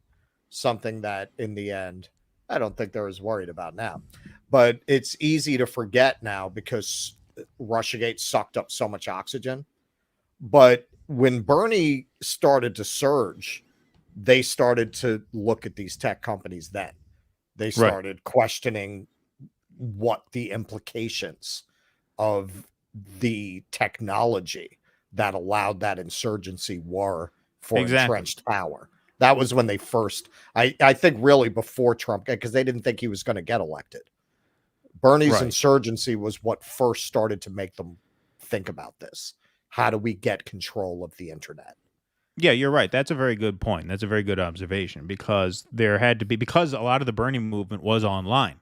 You're right. I mean, all of the Sanders people were younger, or not all, but they were mostly younger, right? They communicated on Facebook, right? All the Bernie rallies, the Bernie rallies were promoted on Facebook. They would create these Facebook events of Bernie rallies, and they'd get 50,000 RSVPs and stuff like that. So it was this very online thing.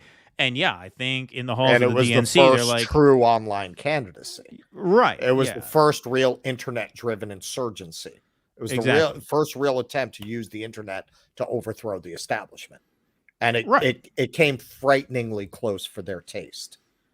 That was when they first, pre-Trump, that was when they first started thinking this way. I believe even if Trump had not gotten elected, they would have pushed for these kinds of controls. Right. Maybe not as fervently, maybe not as hysterically, but they would have. Right. Because they're looking at Facebook and they're seeing, oh, no, they're starting to figure out that we don't actually want to give them health care. Right. They're starting to put that together, that we don't mean anything we actually say. Right. that's going to be a problem.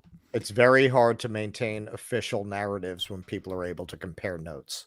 Well, yes, exactly. That's a very good way of putting it. Okay, number 57. We're almost done with the Taibbi portion. And then the Schellenberger portion is fairly quick, and then we'll see if Barry Weiss has anything. The firm's executives on day one of the J6 crisis at least tried to pay lip service to its dizzying array of rules. Pardon me.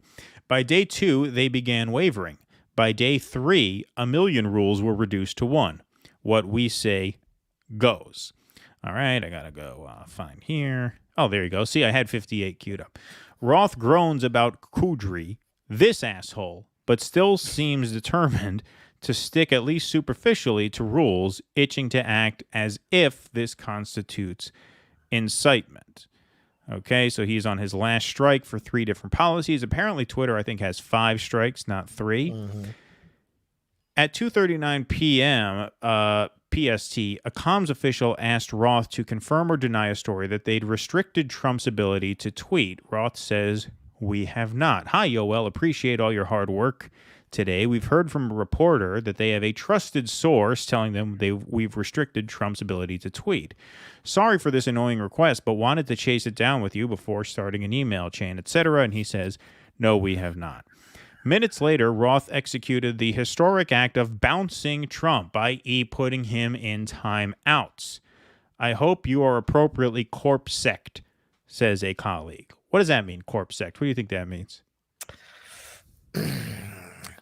I think it means that these people really took 1984 as a roadmap for their personal conduct. That's what I think it means.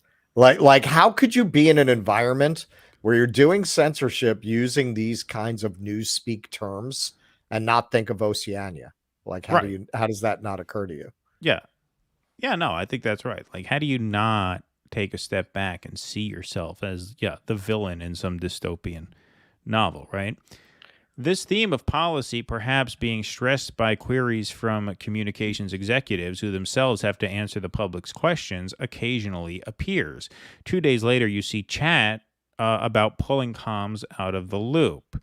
We are already getting questions about conspiracy theories in our enforcement process all the time, not a wait and see thing. Let's talk about that, but we need to hammer that out ahead of an emergency and evolving situation. Respectfully, it needs to be your team doing so holistically. I don't think it's wise to reach out to comms folks proactively on this. The company-wide email from Gade on January 6th announced that 3 Trump tweets had been bounced, but more importantly signaled a determination to use legit violations as a guide for any possible permanent suspension. Okay, so here we go. I'll read this. The email from Vijaya. Hi, team. An update on actions we're taking as a result of what's happening in D.C. We have bounced 3 tweets from real Donald Trump on January 6th for making unfounded claims of voter Matzah an election Matzah, which must be viewed in the context of violence in Washington, D.C. Today and reasonably can be expected to continue to incite and inspire violent acts around the country. We are requiring a 12-hour timeout following the removal of these tweets.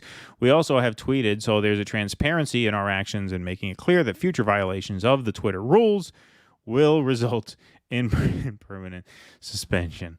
It's so funny. I mean, what strikes me there is you can really see, just if you zoom way out 30,000 feet, you really see the full culture war conflict just be crystallized, where it's like, it's Donald Trump versus these people. You know what I mean? Like, it's Trump and the Trump movement versus these people. Like, imagine Donald Trump communicating with these people, because the Trump organization didn't work like this. Donald Trump's organization is, and it's been called this, it's the largest mom and pop business on earth. Like, yes, it's this big company. They've had big successes, or to what extent that success was legit, we don't know, because, they're being audited.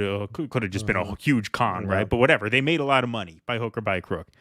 But they don't function this way. Could you imagine that Donald Trump looping in on Slack chats or anything like that? Like, this is all just this completely different world. This is lib world. This is PMC, Sure. shitlib world. It's just not anything that he would relate to. That's what I found so funny. Like, imagine Donald Trump reading the email from Twitter that, unfortunately, you have violated our Twitter. So, like, we think he gives a shit. The Trump organization runs like a mob fruit stand. Yeah, right. Exactly. Right. Hey, did you talk to Ivanka about the thing she was supposed to do over in the Bronx? Right. All right. It's not well, have a cut. Yeah, it's none of the circling back. None of those things. I'm going to circle back. I'm going to loop you in. We're going to touch base over the week. after the weekend. No, of that. They don't do lunch at the Trump organization. No, none of that shit. And look, I think that, in all seriousness, is a big part of the appeal of Trump. It's just it's a rejection of this. Who wants to live like this? Who wants to be one of these Twitter people? Who wants to be circling back on Slack in this Orwellian doublespeak about how we're going to justify to the public something that we don't believe is really the right thing to do, but on the other hand, there's a lot of pressure being applied, and what if we don't do it and then something even worse happens, right? That's what a lot of it is. It's not that they didn't think what they were doing was right. They were afraid of an even worse alternative that in their mind just would keep them up every single night for the rest of their lives. They wouldn't be able to live with themselves, right? If a certain bad outcome happens, and they didn't do everything they could to stop it, right, on their watch. Exactly. All right, we're almost done with this. What the actual fuck? Safe to say, Trump's "Go home with love and peace" tweet mid-riot didn't go over well at Twitter HQ. It's a bit of Taibbi humor there. These are the things and events that happened when the matzah is burnt. Anyway, go home with peace and love. What the actual fucking this go? I'm labeling this now, and then here it is. It's gut-wrenching. He's a horrible human being. Yeah, we know. Very original. He's a horrible human being. He's a horrible human being. But Joe Biden, who is, I think, pretty inarguably more responsible for the carceral state than any other living human. He's not horrible. He's not horrible. No, I mean, this is what I said. Like, he when he says horrible things, he has the courtesy to claim that's not what he meant. Look, just compare results. This came up, because I saw, articles comparing the Trump record and the Biden record, right? I mean, the most heinous humanitarian crime committed by Trump was the child separation at the border, right? Where he actually took children from the arms of their parents and separated them. Now, as it turns out, they were able to reunite a good number of them, but it turns out, I think, something like 550 kids were never reunited with their mother or their father. That's, of course, a humanitarian disaster. It's a crime. It's unforgivable. It's unconscionable. It's unspeakable. But you're talking about 550 kids, and again, it's horrible. But think of how many millions of children were separated from their parents thanks to Joe Biden's crime bill. Think of all the millions of families, overwhelmingly black families, who were destroyed because of Joe Biden's crime bill. Right. They're not even in the same league. He bragged. It does everything but hang people for jaywalking. Exactly. He bragged. He thought that was a good thing. Yeah, right. In terms of actual damage, you cannot compare the Trump border separation policy to the 1994 crime bill. You're talking about millions of families permanently shattered for still being affected by that are still affected generations later. Absolutely. And Trump's administration was the first administration to roll back some of its policies. Right. Yep.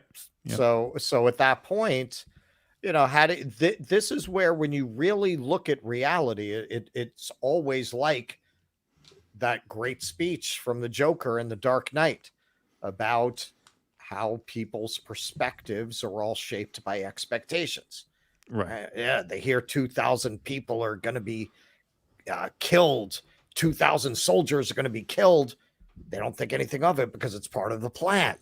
You tell them you're going to kill the mayor, they all go lose their minds because it's not part of the plan. That's what all of this is. Joe Biden, it's part of the plan. Millions of black people and brown people incarcerated, their families destroyed. That's part of the plan. Donald Trump becoming president, that's not part of the plan.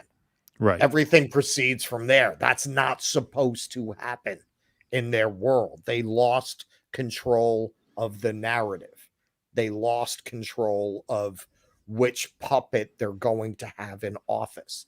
And they got somebody who refused to play along, who in the end didn't have policies that were drastically different for a Republican president, but he unmasked it. Not necessarily intentionally. It's just who he was. Some have argued he's too dumb to play it any other way. I think it probably relates to what you were saying about it being a very mom and pop business where they don't go on Slack. It's how he thinks. Like the idea of going up there and covering up what he's actually doing, it wouldn't occur to him. In a sense, it's a very New York thing. Like, yeah, right. What, you think we don't have killers here? Right. We got plenty of killers here. That's a very New York response that he gave to Bill O'Reilly in that interview. You know, this very no bullshit. Not to say he's a bullshitter, but in a way he's like a Scarface bullshitter. I tell the truth even when I lie. Right. Yeah, exactly. Yeah, that's well put. That's very well put.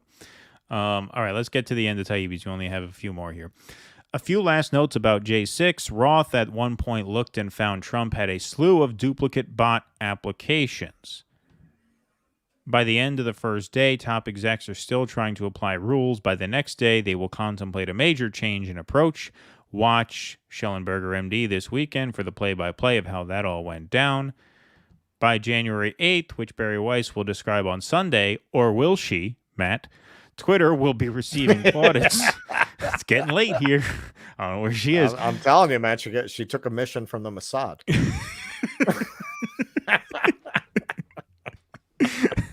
Twitter will be receiving plaudits from our partners in Washington. She's rappelling down the side of the Palestinian embassy right now. Right. And the sitting U.S. president will no longer be heard on the platform.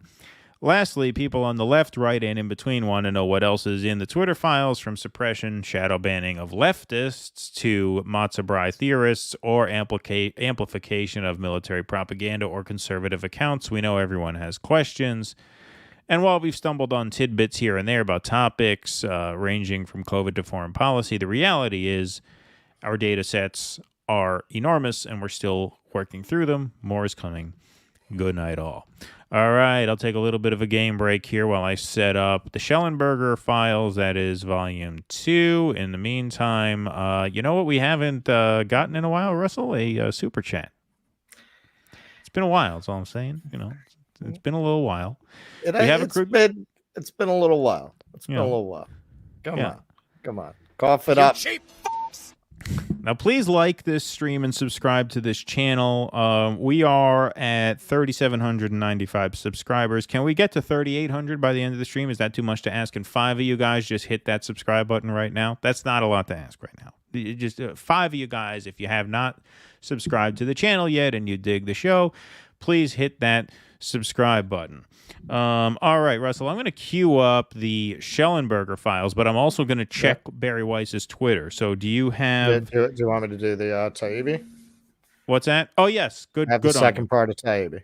Yes, this is just a kind of a funny part of Taibbi, right? This is some of his humor. Here, why don't you set this up? This classic Taibbi with a few little Hunter Thompson nutmegs sprinkled in there. All right, let me go there. Okay. One last quick note. I was very skeptical at first about using Twitter to break these stories. Not only am I not exactly a skilled tweeter, as sadly people have seen in the last weeks, but I worried about the logistical challenge of telling complex stories in 140 character chunks. It seemed impossible. 2 weeks later, I feel differently. In this particular instance, the story has to come out on Twitter. There's the obvious deep irony of using the familiar drip, drip, drip format and uncontrollable virality of Twitter to roast Twitter itself. We're also using an inherently destabilizing medium to expose efforts to turn Twitter into an authoritarian instrument of social control.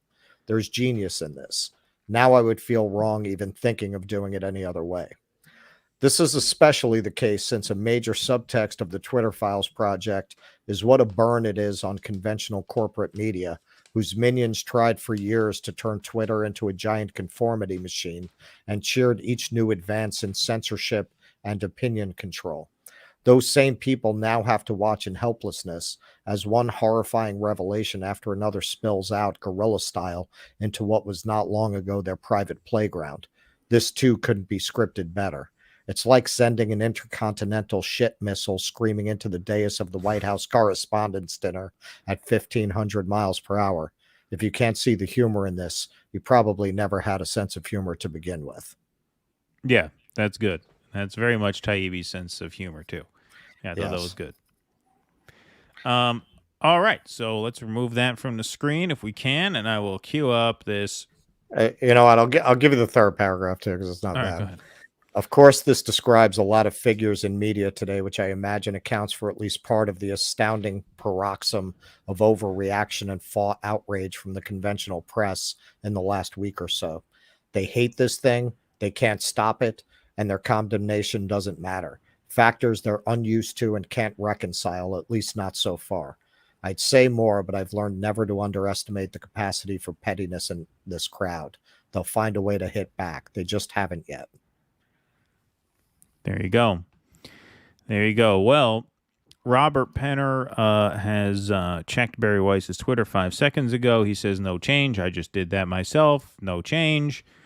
At this point, it looks like she ain't dropping him because she would have dropped him by now. It's 9:30 already. I would imagine. Yeah, I mean, it's fucked up.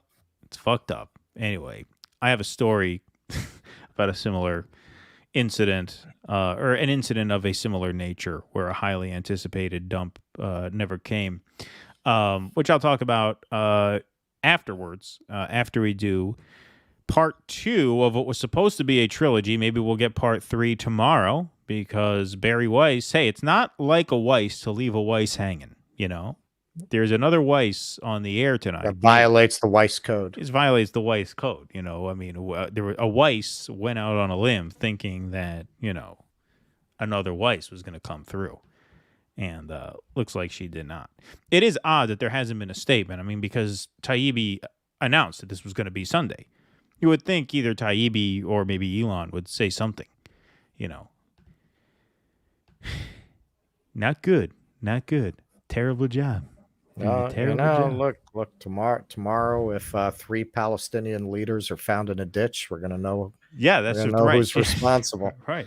She could have at least given herself an alibi if she had her friend tweet for her this evening. That's right. All right. So this was yesterday. Michael Schellenberger, Twitter Files, Part 4, the removal of Donald Trump, January 7th. You want to take care of the super chat before we go? Oh, did we get one? Oh, I didn't see that. I'm sorry. I apologize. All right, hold on. Let me take this off. Thank you, Axel. That's Brandon. Thank you, Brandon, so much. I appreciate that.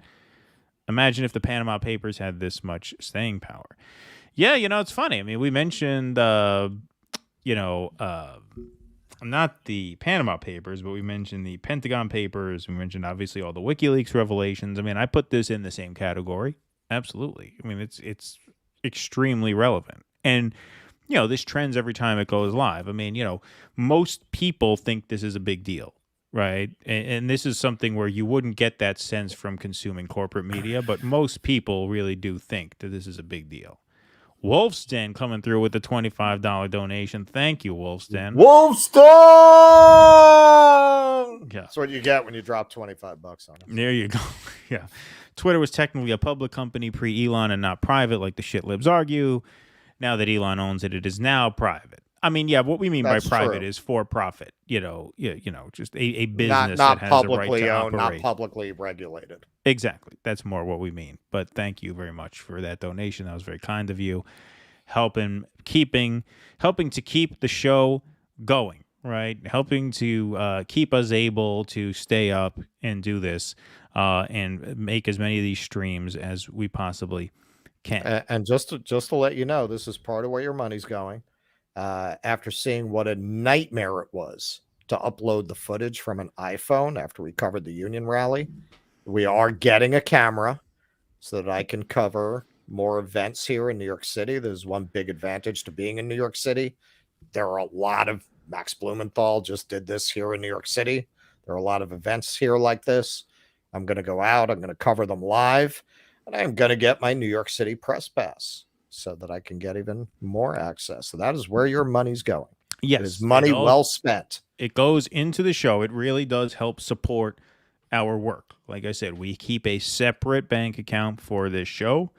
That account cannot go into the red. Russell and I are not independently wealthy. We cannot afford to run this show at a loss. So every donation, every Patreon membership, every Substack membership truly does keep the show alive. It keeps it afloat. We're not just bullshitting you. Like when fucking, somebody who makes, $400,000 a year off of ads on YouTube says, help keep the show going by signing up at Patreon. Exactly. Bullshit. You're not keeping it going. Exactly. You're just making them rich, right?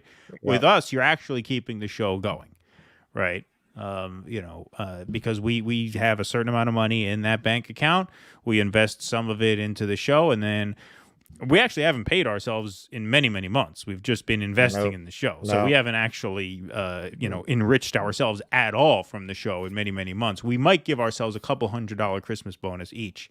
But that's only if we get some money in. So these donations, Patreon, Substack, we're saving up to get Nicolas Cage to appear in our movie. Yeah, exactly. It all helps a great deal. So go to patreon.com/do dissidents and sign up if you haven't already.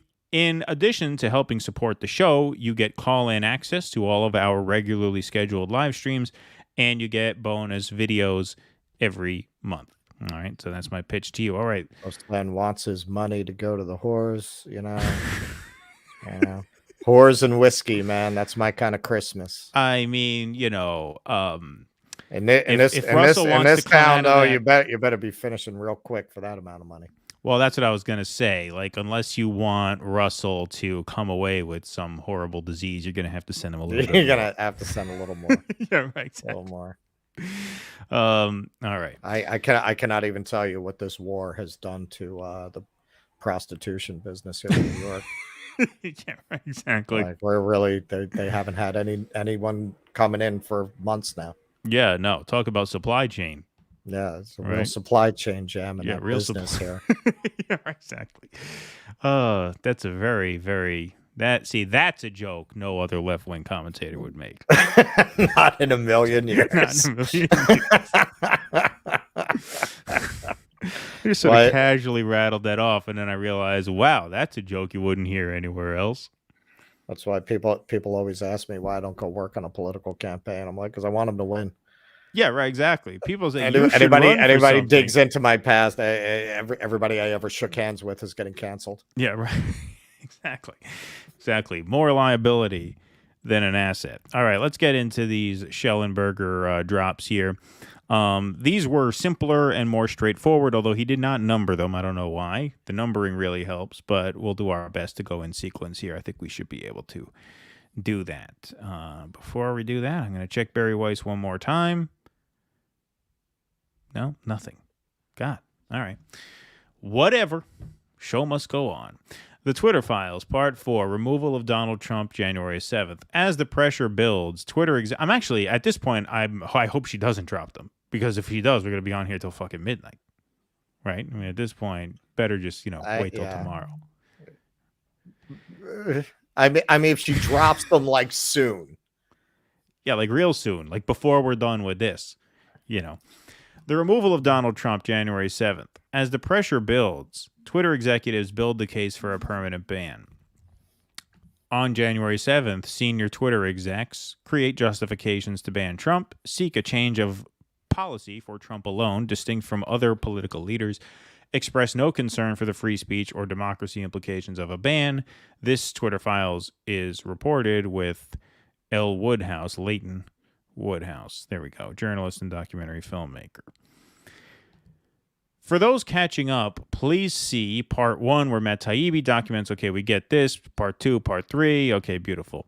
For years, Twitter had resisted calls to ban Trump. Quote, blocking a world leader from Twitter, it wrote in 2018, would hide important info and hamper necessary discussion around their words and actions. But after the events of J6, the internal and external pressure on Twitter CEO Jack Dorsey grows. Former First Lady Michelle Obama, tech journalist Kara Swisher, the ADL high-tech VC Chris Sacca. Who is that? Who is Chris Sacca? I've heard that name before. Okay, he probably tagged the wrong Chris Sacca there, as you can see. That Chris Sacca only has 80 followers. That can't be right. Tagged the wrong guy. You got some pool cleaner in Encino getting all these texts from the Washington Post asking for comment. Asking for comment. This fucking poor schmuck. All of a sudden he's tagged in this. Publicly call on Twitter to permanently ban Trump. Oh, okay. This is Chris Sacca. At Sacca. Yeah, so he did tag the wrong Chris Sacca. That's funny. That's funny. Wow. I'm surprised that Chris Sacca only has 80 followers. You'd think that guy would have blown up just by being mentioned here. Totally. You know? You've got blood on your hands, Jack and Zuck. For 4 years, you've rationalized this terror. Inciting violent treason is not a free speech exercise. If you work at those companies, it's on you too. Shut it down. What the hell is this? This is Michelle Obama. I'm not reading that. It's for social media platforms. I'm exercising some editorial It's exactly what you would expect. Yeah. I did read it. I'm not reading like 4 paragraphs of that. Morning. I did. I usually wake up once in the middle of the night. It's like a thing. I'm up like for an hour to an hour and a half. So I was like, oh, I guess I'll read the Schellenberger tweets. Yeah, there you go. That was definitely so the stuff of nightmares at 4 o'clock in the morning. Michelle Obama's platitudes about democracy, and basically the upshot was only Democrats care about democracy, so we have to take down these people who don't care about democracy. Interesting. Very thoughtful to put that. She was able to articulate that in only 3,500 words there. Jesus, I'm not reading all that. All right, so we saw those exhibits. Very good. Dorsey was on vacation in French Polynesia the week of January 4th through the 8th, 2021. He phoned into meetings, but also delegated much of the handling of the situation to senior execs. Now, that's where $25 gets you a lot. That's why he's over there. What's that? Oh, yeah. French Polynesia. Right. Twitter's global head of trust and safety. With his money, he's got a village over there. Maybe Russell will get an Airbnb in French Polynesia with Wolfson's donation. Twitter's global head of trust and safety, Vijaya, head of legal policy and trust. As context, it's important to understand that Twitter staff and senior execs were overwhelmingly progressive. This goes into the sort of donation graphic, which Taibbi included in his first drop, which he actually cites there. In 2017, Roth tweeted that there were actual Nazis in the White House. In April 2022, Roth told a colleague that his goal, quote, is to drive change in the world, which is why he decided not to become an academic. Yes, that person in the pink hat is clearly a bigger threat to your brand of feminism than actual Nazis in the White House. Academia is by far the most abusive working environment I've ever been in. The entire system is exploitative in a ton of ways and also not necessarily productive if your goal is to drive change in the world. The main reason I left. On January 7th, they've done a pretty good job of creating a generation of emotional hemophiliacs. Yeah, well, they've definitely changed the world in that sense. Certainly. Yes. Couldn't argue that. But I mean, look, even that statement there is revealing of the fact that these guys see themselves as sort of activists, in a sense, when their role is to act as arbiters. Their role is to act as referees. They are facilitating discussion. They are not supposed to participate in that conversation as executives. They can have a Twitter account and shoot the shit all they want. Yoel Roth actually did, right? I mean, he tweeted out there this obnoxious thing here. I'm just saying we fly over those states, voted for a racist tangerine for a reason. Of course, that's just a banal, unoriginal, unintelligent tweet from a bitter loser. God, like I wonder why those states wind up throwing a brick through the window of your sensibilities as soon as they get a chance. Right. Maybe that's why they voted for the tangerine. Did that ever occur to you? No, that would never occur to you. Never occur to him. So look, I mean, we could think he's wrong to say that. We can not like that tweet, but I'd even think even in his capacity as an exec at the company, I don't think it's out of bounds for him to have an account and use it to say what he wants. That's fine. Sure. But your role as a participant in discussion is for your Twitter page. Like your role as an executive, your role as an overseer of what is he, trust and safety, that's not for you to play activist. You don't use that position to quote unquote change the world. You use your position as a Twitter user with your following, and then you go ahead, have at it. I'm not saying you can't say anything. Yeah, say whatever the fuck you want on your Twitter account, where it's open and it's understood that these are your opinions that you are expressing on your account. Not that you were enforcing in this sort of sleazy way behind the scenes without actually showing your cards. That's a whole different ballgame. All right. On January 7th, Jack Dorsey emails employees saying Twitter needs to remain consistent in its policies, including the right of users to return to Twitter after a temporary suspension. After, Roth reassures an employee that people who care about this aren't happy with where we are. I just want to read this for a second here. Jack's emails have been fine, but ultimately I think people want to hear from Vijaya or Dell or someone closer to the specifics of this who can reassure them that people who care about this are thinking deeply about these problems and aren't happy with where we are. A few engineers have reached out to me directly about it, and I'm chatting with them, but it's so clear they just want to know that someone is doing something about this, and it's not that we're ignoring the issues here. I think there's also an opportunity to help people understand that while it seems obvious and simple that we should perma-ban his personal account, we can't afford to take that immediate action without first playing the movie out and anticipating all the other things that can happen, and then figure out the plans for those possible scenarios, i.e. if we suspend the personal account and he posts the same thing on the official government account, do we suspend that too? People can be forgiven for not thinking beyond the thing that's immediately in front of them, but Jack, Vijaya, Dell, you don't have the luxury of just pulling the trigger without thinking things through. We tell them repeatedly that people are on it, and people are working on it, and they're scratching their heads wondering how hard could it be to decide if this single account is in violation.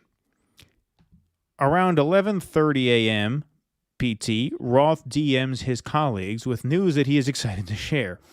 Guess what, he writes, Jack just approved repeat offender for civic integrity. The new approach would create a system where 5 violations or strikes would result in permanent suspension. So that basically means, if I read that right, basically, okay, good news, we found what, 4 strikes? And now we're only 1 away? Yes. Right, I have that right? Okay. Directional approach would be something like labels, which are severe enough to result in disabled engagements incur strikes. Strike 1, label-only strike. Strike 2 is a label-only strike. Strike 3 is a label plus a 12-hour timeout, or I guess a bounce. Strike 4 is a label plus a 7-day bounce, and strike 5 is a permanent suspension. Progress, exclaims a member of Roth's trust and safety team. The exchange between Roth and his colleagues makes clear they had been pushing Jack for greater restrictions on the speech Twitter allows around elections. The colleague wants to know if the decision means Trump can finally be banned. The person asks, does the incitement to violence aspect change that calculus? Roth says it doesn't. Trump continues to just have his 1 strike remaining. Okay, so now he has 4 strikes. There you go. Roth's colleague's query about incitement heavily foreshadows what will happen the following day. On January 8th, Twitter announces a permanent ban on Trump due to the risk of further incitement of violence. And there it is. After close review of recent tweets from the real Donald Trump account and the context around them, specifically how they are being received and interpreted on and off Twitter, we have permanently suspended the account. On J8, Twitter says its ban is based on specifically how Trump's tweets are being received and interpreted. But in 2019, Twitter said it did not attempt to determine all potential interpretations of the content or its intent. All right. We focus on the language of reported tweets and do not attempt to determine all potential interpretations of the content or its intent. The only here's the guy that Russell was talking about earlier. The only serious concern we found expressed within Twitter over the implications for free speech and democracy of banning Trump came from a junior person in the organization. It was tucked away in a lower... Yes, I know. You're going to read this in your voice. I got you. Don't worry. One step ahead of you. It was tucked away in a lower-level Slack channel known as Site Integrity Auto. Go ahead. This might be an unpopular opinion, but one-off ad hoc decisions like this that don't appear rooted in policy are, in my humble opinion, a slippery slope and reflect an alternatively equally dictatorial problem. This now appears to be a fiat by an online platform CEO with a global presence that can gatekeep speech for the entire world, which seems unsustainable. It's like the guy in... Jurassic Park saying, I don't know if we should be cloning these dinosaurs. Don't you think this is messing with nature too much? Like this guy just got promoted from the mailroom. Yeah, right. Exactly. This just restates what he said right there.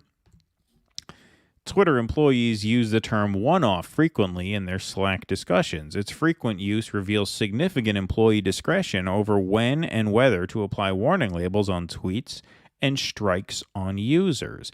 Here are typical examples. So then they give examples of them using the term one-off here in repeated contexts. Looks like I'm going to have to go and find here. Right, 10. Okay, this is next. Yes, this is next. Okay, so we're about halfway through. Yeah, fucker didn't number them. Yeah, I didn't number them. You know, it takes a pro to do this. Recall from Twitter Files 2 by Barry Weiss that according to Twitter staff, we control visibility quite a bit, and we control the amplification of your content quite a bit, and normal people do not know how much we do. Twitter employees recognize the difference between their own politics and Twitter's terms of service, but they also engage in complex interpretations of content in order to stamp out prohibited tweets as a series of exchanges over the Matzebrai hashtag reveal. Should we read this? Hey, hope you're doing well. We're able to get some sleep. Can we or have we already discussed blocking the Matzebrai hashtag? It's furthering fake news in a dangerous way from what I can tell. Hey there, we're proactively surfacing that content for review under civic integrity, and it should be blocked from a typepad and trends.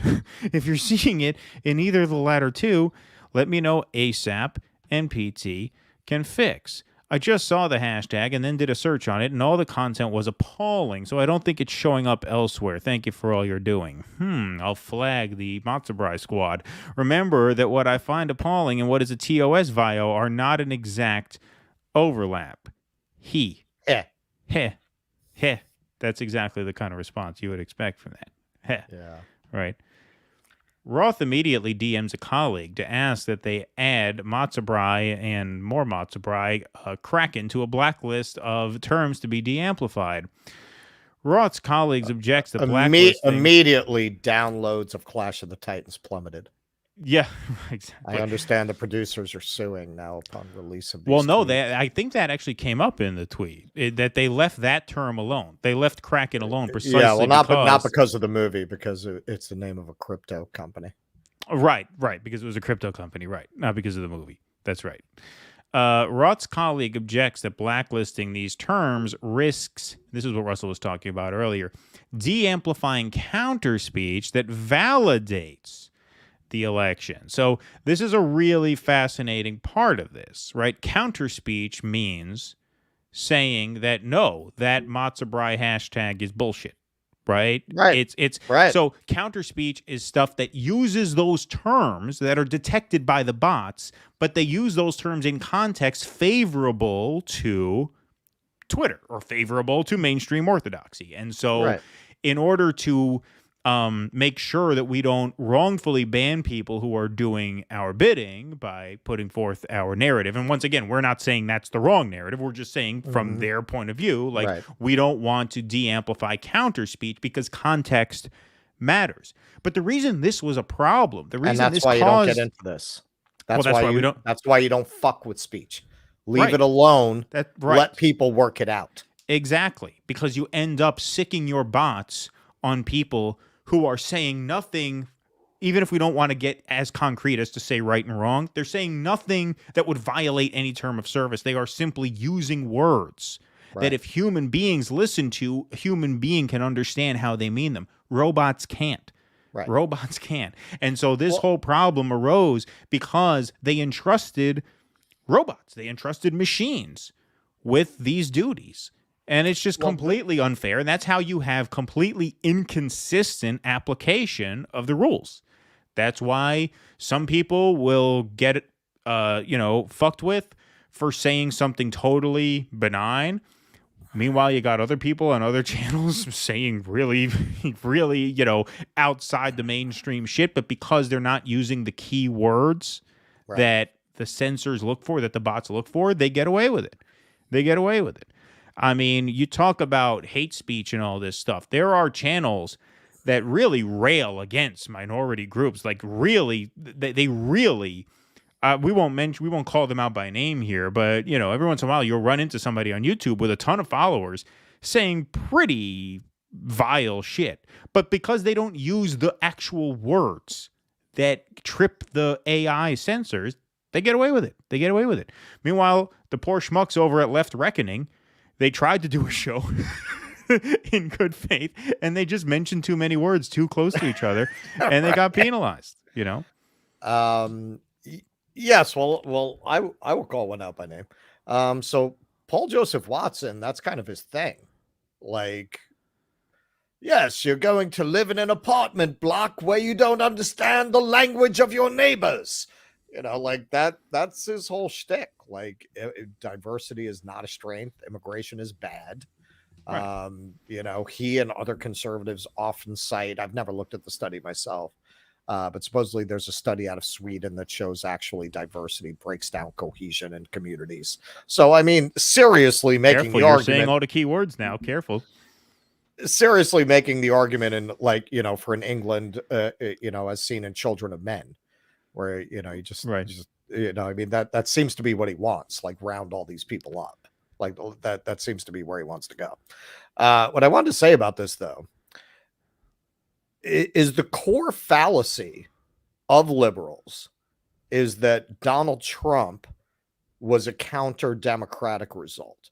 And the reason they think that is because they refuse to objectively reckon with the true history of the 30 years that preceded that election. And without that, you are missing the key piece of the puzzle. Donald Trump was not an anti-democratic result. It was an entirely predictable result if you understand it in the context of what had happened to the country over the preceding decades. Yes. If you take the population and you repeatedly promise them that if they follow the advice and opinions of the experts, everything is going to be great. Not only great, it's going to be better for you. And repeatedly, the experts are wrong. They tell you that, no, this NAFTA is going to bring you better jobs. And gradually, your town goes from being a prosperous kind of working class, middle income town to being a meth addicted hellhole. You tell these people, many of whom live in these parts of the country, these are the ones who really join the military and serve and have a military tradition. No, we're going to send your kids to Iraq because there are WMDs there. No WMDs. Right. And then you're continually pushing more of these trade deals that devastate their towns. And this is going on for decades, while at the same time, the party that's supposed to be the Workers' Party increasingly cultivates a cultural style that clearly projects contempt for people like you and everybody that you know. And this goes on for decades. The election of Donald Trump was inevitable, or a figure like him. Of course, they were going to vote for the first person who showed up and said, these people are all full of shit. And that could have been Bernie Sanders, but they vouchsafed that possibility.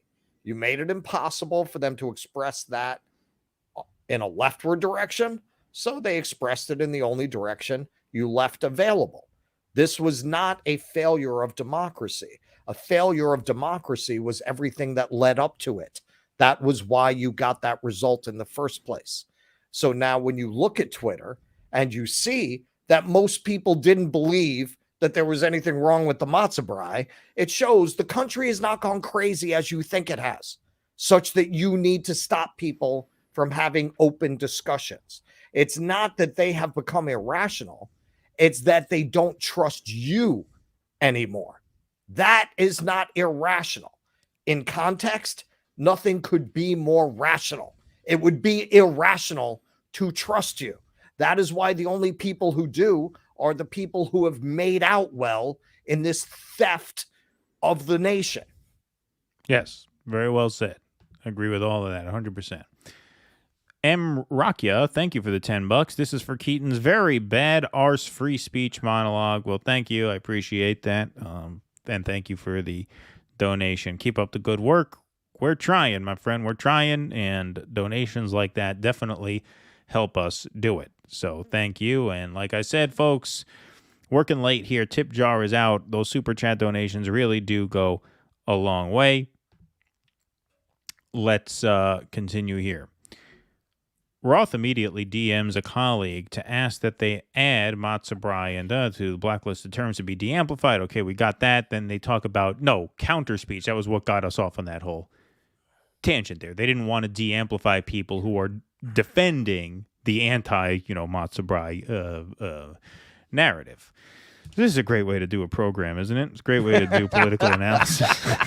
Censorship? What censorship? Yeah, right. This is a great way to just communicate our ideas clearly, is to sound like total fucking imbeciles when we're covering it, because we have to. It's like the USSR. So the sour cream on the borscht was spoiled. It's like the mafia. It's like, hey, you bring those T-shirts to him yet? Yeah. We have some oranges in the trunk. Yeah, right, exactly. Indeed, notes Roth's colleague, a quick search of top matzo brie tweets and their counter speech, but they quickly come up with a solution. De-amplify accounts with that in the name and profile. Since if you have matzo brie in your profile, that indicates an endorsement of that worldview. That can't be counter speech. All right, so that was their workaround. But it turns out that even blacklisting Kraken is less straightforward than they thought. That's because Kraken, in addition to being a matzo brie theory based on the mythical Norwegian sea monster, is also the name of a cryptocurrency exchange, and was thus listed. You see how complicated this all becomes so needlessly? That's what we were talking about earlier. Like, this is just so unnecessary. Employees struggle with whether to punish users who share screenshots of Trump's deleted J6 tweets. We should bounce these tweets with a strike, given the screenshot violates the policy. But they are criticizing Trump, so I'm a bit hesitant with applying a strike to this user. Again, they're taking account intent. Now, look, in and of itself, it's not a bad thing that they are actually taking the time to determine the intent of the user before giving them a strike or a ban or a suspension or a bounce. That in and of itself is not a bad thing. The revelation here that, again, I've suspected this for years, but now everybody knows, is that they had to take these steps in the first place because they so lazily applied standards for so long. And look at how many people were wrongfully penalized because of just such a lazy application of rule enforcement. And that lazy application of rule enforcement was due to the profit motive. It costs money to have people look at things to make sure they get it right. So give it to a robot, and if they say this word, get rid of them. Come on. Well, you can also see that this becomes increasingly Lucy and the Chocolate Factory. For anyone who never saw the classic I Love Lucy episodes, it's a classic comedy bit. She's working in a chocolate factory and it keeps coming faster and faster. She starts having to stuff them in her mouth, and they're trying to catch the ocean in a sieve. How can you can't? You got billions of tweets. You can't do this. You can't moderate content tweet by tweet by tweet by tweet. This is nuts that they even thought that they could manage speech this way. This is like in the Soviet Union. They tried to create a price index for every product. It's like, how can you do That's that? what this is. Exactly. They're trying to manage something that cannot be, it's too complex and too massive to be micromanaged by human beings. Right. Right. And so you have to adjust in a way that allows you to enforce rules fairly, which means if you have too many rules and too many caveats to the rules to the point where robots can enforce them fairly, then you have to adjust the rules. Maybe you just don't need as many rules. Right. Maybe you just let people talk. Just let people say what's on their minds and only crush them if they say something so egregious as to violate the First Amendment. That's the whole point of having a constitutional framework for these rules.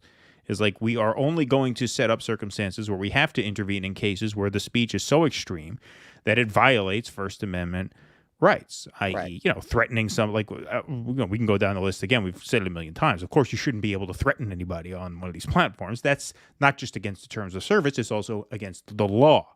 And so have that be the guide to simplify this so that you can be fair about the rules you do enforce, because it's impossible to enforce things fairly this way.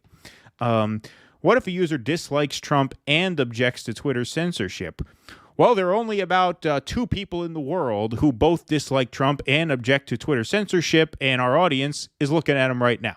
There aren't too many people on this planet, unfortunately, who both dislike Trump and object to Twitter censorship. Maybe the audience here, maybe most of the audience, but that's a very small section of people, unfortunately. But it's true.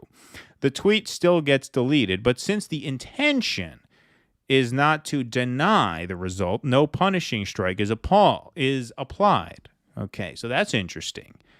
That's really interesting because they're saying, okay, we're going to take down your tweet, but we're not going to penalize you.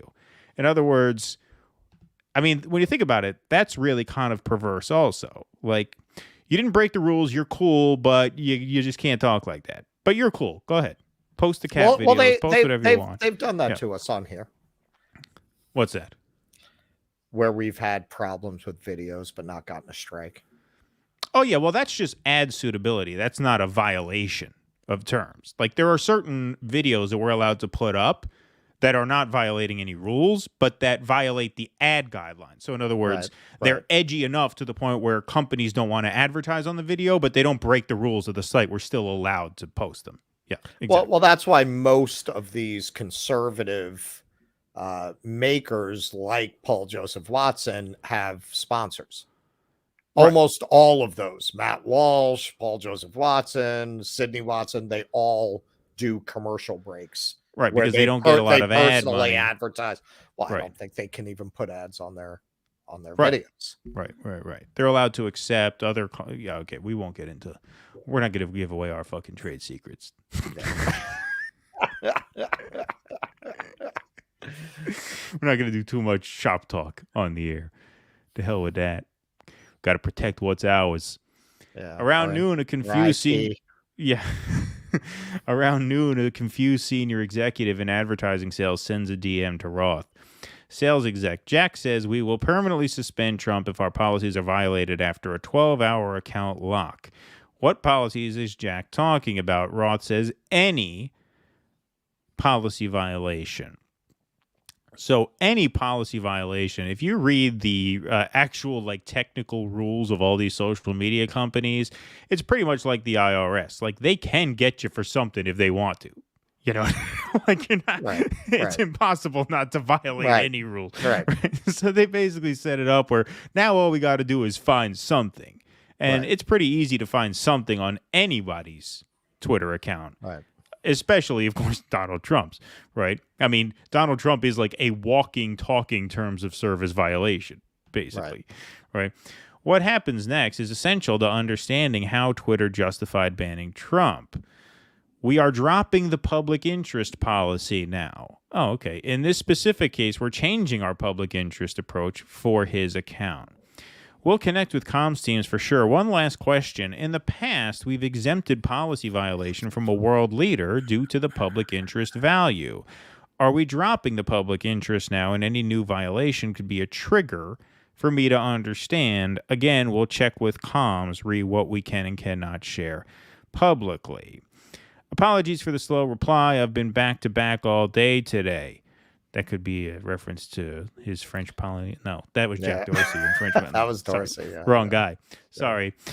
In this specific case, we're changing our public interest approach for his account to say any violation would result in suspension. We aren't completely getting rid of the public interest approach, though we do have work planned on revisions. Okay, so let me just put in English what they mean by that. They were more lenient with public officials, even if they broke terms of service, because if the president says something, it is in the public interest to know it, whether it violates Twitter's terms or not. Right. They're saying once we get rid of that, now we are basically taking away that protection in Trump's case, right? Now we're not even going to consider this a matter of public interest to know. We can just get rid of it if it violates the terms, which at that point, Trump, is a dead duck in that way, because now without that protection, of course, they can nail him for anything. I mean, I think bullying Mika Brzezinski over her facelift would have been grounds probably if there was no public interest, right? So like they could just take their pick at this point, right? The ad exec is referring to Twitter's policy of public interest exceptions, which allows the content of elected officials, even if it violates Twitter rules, if it directly contributes to understanding or discussion of a matter of public concern. At present, we limit exceptions to one critical type of public interest content, tweets from elected government officials, given the significant public interest in knowing and being able to discuss their actions and statements. Roth pushes for a permanent suspension of Representative Matt Gaetz, even though it, quote, doesn't quite fit anywhere. Right. Duh. Interesting. It's kind of a test case for the rationale for banning Trump. I'm trying to talk Twitter's safety team into removal as a conspiracy that incites violence. So that's interesting. So now they want to just, like I said, float that sort of trial balloon in the form of banning Gaetz. Around 2:30, comms execs DM Roth to say they don't want to make a big deal out of the matzo brie ban to the media because they fear if we push this, it looks like we're trying to offer up something in place of the thing everyone wants, meaning a Trump ban. We're good either way, we'll discuss, but I'm generally in the space of let's start taking action and not do a big comms push around this. We can explain why if we're asked, but worry if we push this, it looks like we're trying to offer up something in place of the thing that everyone wants. Sorry. That evening, a Twitter engineer DMs to Roth to say, I feel a lot of debates around exceptions stem from the fact Trump's account is not technically different from anybody else and yet treated differently due to his personal status without corresponding Twitter rules. Roth's response hints at how Twitter would justify deviating from its longstanding policy. To put a different spin on it, policy is one part of the system of how Twitter works.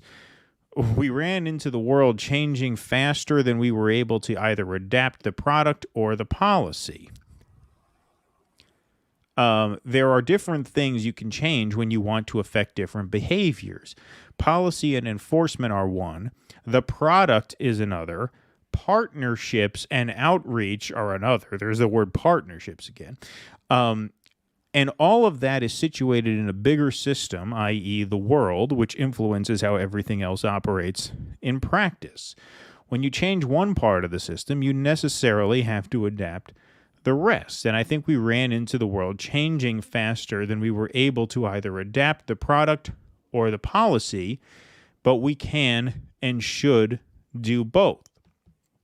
This goes to what, Russell, you were saying in your little monologue earlier, which is that the election of Trump was a sort of predictable democratic phenomenon. And so it's not so much a change in systems as much as it was the system yielding a certain result that certain actors within the system felt was just way beyond the pale to the point where they did not know how to deal with it. And that's why at the heart of all of this is just a contempt for democracy by these people who claim to be tasked with safeguarding it. Right? I mean, look, you could think what you want about Trump, about J6, about his culpability in that event. I think a lot of those opinions are probably valid. I would probably agree with some of those, right? But the fact of the matter is, like, whatever you feel about all of these goings on, these were the result, and as Russell argued earlier, I think very well, the rather predictable result of 30 plus years of compromised democracy, of weakened democratic systems, and delegitimized democratic institutions. Right. It's the only surprise is that you didn't get a Trump sooner. Right. Barack Obama represented, he said, hope and change. That was it for people. He was the last president who had the opportunity to convince people that the system could work. And he proved exactly the opposite. He went in there and screwed them like everybody else had. And after that, there's nothing left to do but burn it down. And of course they weren't. There's it's the New York Times. What's it called? People in this Michigan neighborhood didn't vote and don't regret it. I think that, or Wisconsin. I think it was Wisconsin. I think it was Milwaukee. Yeah. Look that up. New York Times. It is a great article about African Americans who didn't vote for Hillary because they were like, yo, Obama screwed us and we're going to show up for Hillary. Right. Why would we show up for her? Look what happened when we went out for Obama. And this is a dimension that they refuse to look at. To them, if democracy were working, Trump couldn't have won. And you can only believe that if you are seeing the last 30 years through a professional managerial class lens where your 401k kept growing, your house kept getting more valuable, right? So for you, this has all worked, right? The rising tide lifted your boat. Right. Exactly. Absolutely. All right, here we go. Where are we at? The evening of January 7th, the same junior employee who expressed an unpopular opinion about ad hoc decisions that don't appear rooted in policy speaks up one last time before the end of the day. Oh, here's your guy, Russell. Go ahead. This might be an unpopular opinion, but one-off ad hoc decisions like this that don't appear rooted in policy are, in my humble opinion, a slippery slope and reflect an alternatively equally dictatorial problem. This now appears to be a fiat by an online platform CEO with a global presence that can gatekeep speech for the entire world, which seems unsustainable. This guy's like Donnie in the Big Lebowski, right? He says that, Walter, shut the fuck up, Donnie. Yeah. That's a movie we have to cover for the film club. I mean, it's just very funny that there's this guy working in the mailroom who keeps throwing out these fucking cautionary notes. Because you can tell also this is risky. Like, this guy doesn't have the status to not get fired for not being like the others. Right. They probably called him a Bernie bro. That was probably this guy. Probably. You Bernie bro. Why don't you go call a woman a bitch? Yeah. Sexist. You sexist pig. Earlier, oh, here you go. He makes another appearance. Earlier that day, the employee wrote, "My concern is specifically surrounding the unarticulated logic of the decision by Facebook. That space fills with the idea, conspiracy theory, that all internet moguls sit around like kings casually deciding what people can and cannot see." I stepped on some of the quote there, so I took a little bit of the magic out of it, but go ahead. My concern is specifically surrounding the unarticulated logic of the decision by Facebook. That's the space that fills with the idea, conspiracy theory, that all social media heads and internet moguls at every layer sit around like kings, casually deciding what people can and cannot see. And it's unhelpful to the internet ecosystem as a whole. Again, this is in my humble opinion only. Yeah. Again, this is just my, don't hit me. Don't hit me. I'm just saying. Just saying. Don't steal the TP out of the stall again. Exactly. I just want to say to that employee, if you're watching, we would love to have you on the show. Oh, of course. Yeah, absolutely. You could do the whole thing. I mean, if you don't want to reveal yourself, we can come up with the, voice disguise or whatever, but we'll that would be great. Do the voice modulator. Yeah. I mean, I'm sure he really appreciates our flattering impersonation of him. Really. Yeah. I mean, what would be funny is if it's close. Exactly. Watch we get on. He sounds exactly like that. Yeah, his girlfriend's like, how did they know who you are? I want to begin by saying I really resent the way you portrayed me on this program. I really don't think it's fair to do that. I don't sound like that at all. Sound like that. The employee notes later in the day, and Will Oremus noticed the inconsistency too, linking to an article for 10 at Medium called "Facebook Chucked Its Own Rule Book to Ban Trump." So this guy nailed the main point. The high-pitched mailroom guy, he nailed the main takeaway from all of this, which from a macro point of view is that, they changed the rules to get rid of Trump. Like Twitter changed their policy to get rid of him. Right. And this guy noticed that. He's like, hey, Facebook is already but this guy. I don't know if you'll fully get this, but this is pretty funny from one of our viewers. This guy is like the third engineer in a Star Trek episode. I don't get that. He's making a red shirts joke. Those guys always get killed. Oh, okay. There you go. Well, I mean, he realized that, Twitter changed the rule, and Facebook had already gotten some heat for changing the rule. Maybe this guy was a Bernie guy because he's like, hey, did you read the article at 10.medium? That's true. That is a burner kind of a thing to do. Drop an article to prove the point. Drop an article from a publication no one's ever heard of, too, from like this obscure Medium page. It's not like the New York Times is on us for this. It's like, hey, did you see this article at 10.medium.com? They really have a problem with this. Maybe we should be on the lookout.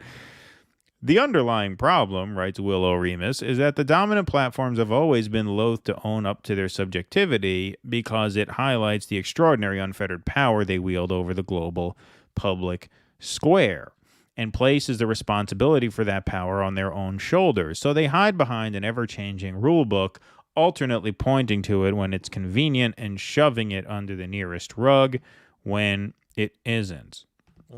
Facebook's suspension of Trump now puts Twitter in an awkward position.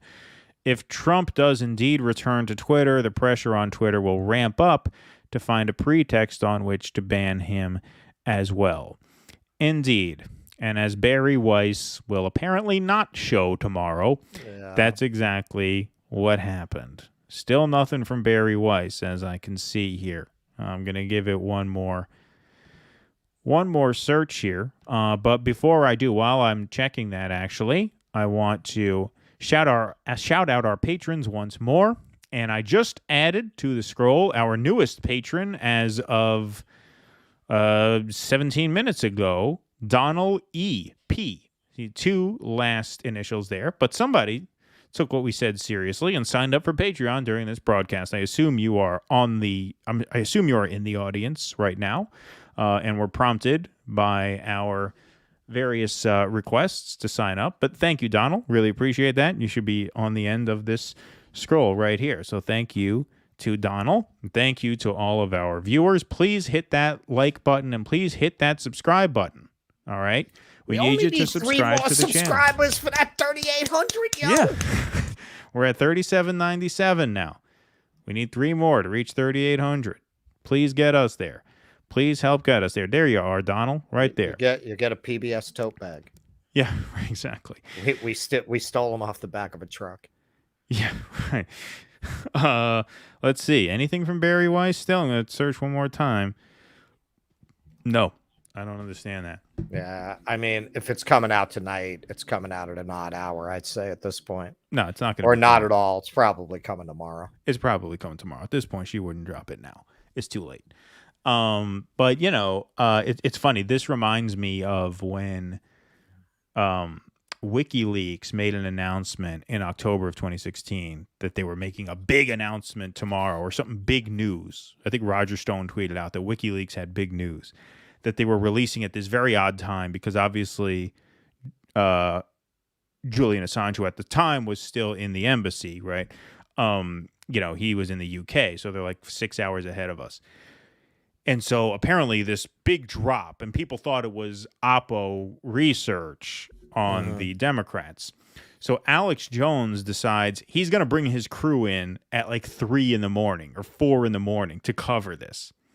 And it's funny, I happened to be awake that early that day because that was part of a crazy summer where I would, because I was going to move upstate the following summer, I took a gig at the campground up here, tour guide gig, which left the campground at 7:30. So I was living in Brooklyn at the time. So what I would do is I would wake up at like 4:30 in the morning. I would drive all the way upstate. I would catch the bus back down to the city with the campers, take the bus all the way back upstate, drop the campers off, get tipped out, and then drive all the way down. So those were just insane days. And I agreed to do it because I knew I was moving back upstate the following year. And so I wanted to keep the gig. I didn't want them to hire another tour guide. But anyway, I was in the car driving up at 4 o'clock in the morning. And so I put YouTube on my phone, and Alex Jones is sitting there, and no announcement came. It turns out Julian Assange was like celebrating the 10th anniversary of WikiLeaks, which makes sense because I think WikiLeaks formed in 2006, and this was 2016. And so he and his co-host are sitting there acting like there's this big dump going to happen, and it doesn't happen. And you can see him just getting so fucking angry that he brought the crew in the middle of the night to cover nothing. And apparently, and then he starts ranting at him. This is bullshit. This is fucking this is crap. You know, this is a bunch of garbage. I thought we were doing an info war here. What's going on? You're wrong. You know. So he started losing it. But that's like what we're doing here, man. We got our dick in our hands here. We got our dick in our hands. Those were happier days for him by comparison, I'm sure. Yeah. I'm sure he looks back on those days very fondly. Yeah. Well, that was the peak. He was at the peak of his powers. I mean, he was on YouTube. Trump won. I mean, you know, he really influenced the world at that point in a very, very profound way. I don't think Trump would have won that race without Alex Jones's help. Alex Jones had millions of listeners who he never activated as like political people. Like he never got involved in electoral politics that way. In fact, he cultivated an audience that shunned electoral politics, right? So he had all these millions of people who were like, you know, learning about politics, you know, quote unquote, learning from Alex Jones. But then 1 year he said, no, you go vote. You all go vote. Mm-hmm. And a lot of them did. And to me, there's no doubt Trump would not have won without that. That was a major push. You know, Trump won by 80,000 votes across 3 states. Yeah, there are 80,000 Alex Jones fans between Pennsylvania, Michigan, and Wisconsin who probably wouldn't have voted if he didn't tell them to. Well, and that's where what he did to his own career is such a Greek tragedy. I mean, not that I'm a fan of Alex Jones or you know, wanted to see him stay aloft, but if you're talking in terms of like Greek dramatic structure, like somebody brought down by hubris, there's never been a clearer case. Right, like, look, man, you know, look, you're this fucking crazy motherfucker ranting on the radio, and for whatever reason, I mean, okay, there's skill there in terms of your act. You caught, right? You caught, and you took off, and you helped to make a president. Man, you don't start going after dead kids. Well, I mean, he started that. Come on, man. Come on. Yeah, but the stupidity of that. Yeah, the stupidity. Come on, you know they want to take you out. Right. Like what? I mean, the arrogance, the hubris, just the pure hubris. Like if you're in that position and those are your politics and that's where you're at and you're making those kinds of enemies, you better cross your T's and dot your I's. Yeah, you can play the crazy wild man, but you better not. You got to know where places not to go. Like that. Yeah. Wow. John to Emily says, which part of upstate New York? So technically, I'm actually not upstate. I'm upstate to Russell. To Russell, anything north of Yonkers is upstate, right? If you live in the city, you know, anything north of Yonkers is upstate. I'm still in the New York City metropolitan area. I'm from a town called Newburgh, which is 60 miles north of the city. And that's where I am now. I'm in the town just south of that now, actually. In other words, it's upstate. Yeah, well, according to Russell, yes, I'm upstate. Why Matt Taibbi, a journalist with integrity, and Barry Weiss, an establishment hack moron? Oh, it was a billionaire who made the decision. But why choose Matt? No, I think he was very smart to choose Matt. And look, I mean, we said this on our last show, I think. Like, as much as we disagree with a lot of what Barry Weiss represents, you know, and as much as I disagree with her I won't say her rationale for leaving the Times, but I mean, she's a bit of a hypocrite when it comes to speech issues. I mean, she's tried to cancel she wants people. to shut down people who don't agree with her. Yeah, take on people who Israel. trash her too harshly, she tries to get rid of. So I would guess that, I mean, it's a bit fair to call her a hypocrite, and if you want to call her a hypocrite, I guess you can. I guess hack is not a terrible word to use. I don't know if you can call her an establishment hack though, because she did quit the New York Times and open up her own shop, right? So. There are certain maverick points you have to give her, even if you don't agree with her on certain key issues, which I certainly don't. Yes, all I can say is that the publication that she has started at Substack, I have been impressed with. Doesn't mean I like her, doesn't mean I like what she stands for, but she has been platforming journalists and stories that would not you wouldn't see anywhere. Be able to get any kind of visibility anywhere else. And which that's the mission she set, and that's the mission she has followed. Yeah, and it's not junk. Like from what I've read, it's actually good writing too. Yeah. Oh yeah. Yeah, like it's actually quality material. Yeah, she's getting quality people who actually want to cover stories that they're just not going to let you cover in Time magazine. Right. Exactly. Yeah, and Marakia is right. This is the problem with having an audience. Well, we don't have that many people watching. We have that many subscribers. Yeah. We have an audience of drunks, layabout.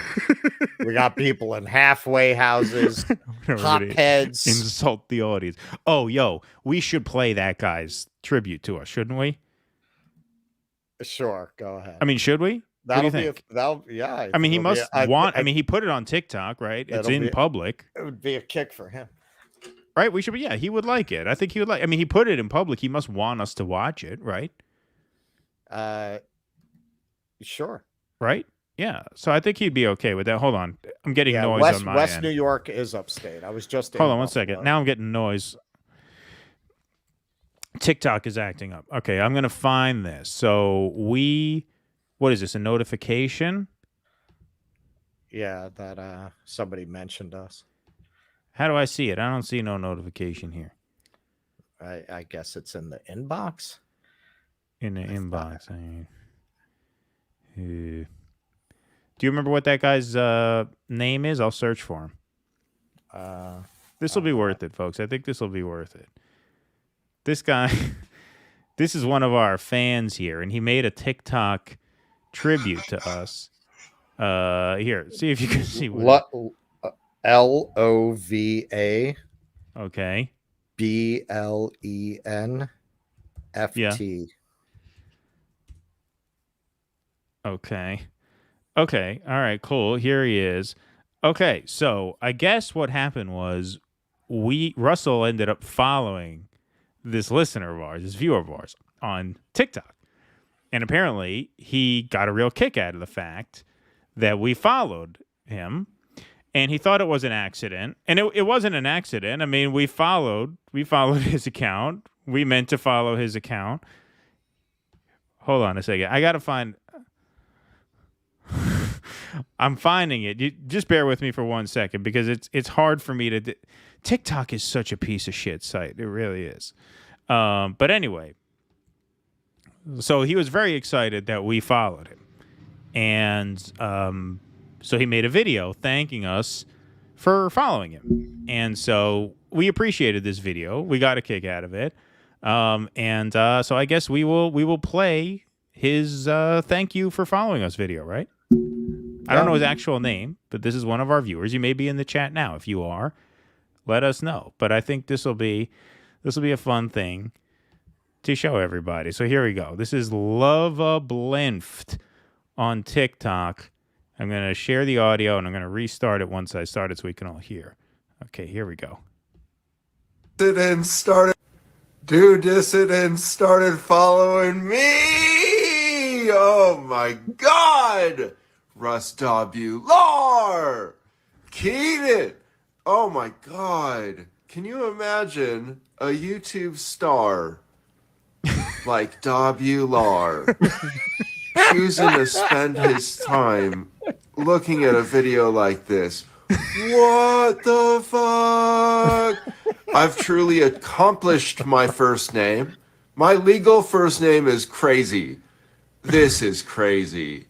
Oh my God. These are people I watch on YouTube, not people that watch me on TikTok. This is the, collision of two worlds, man. This is a life extermination event for my heart.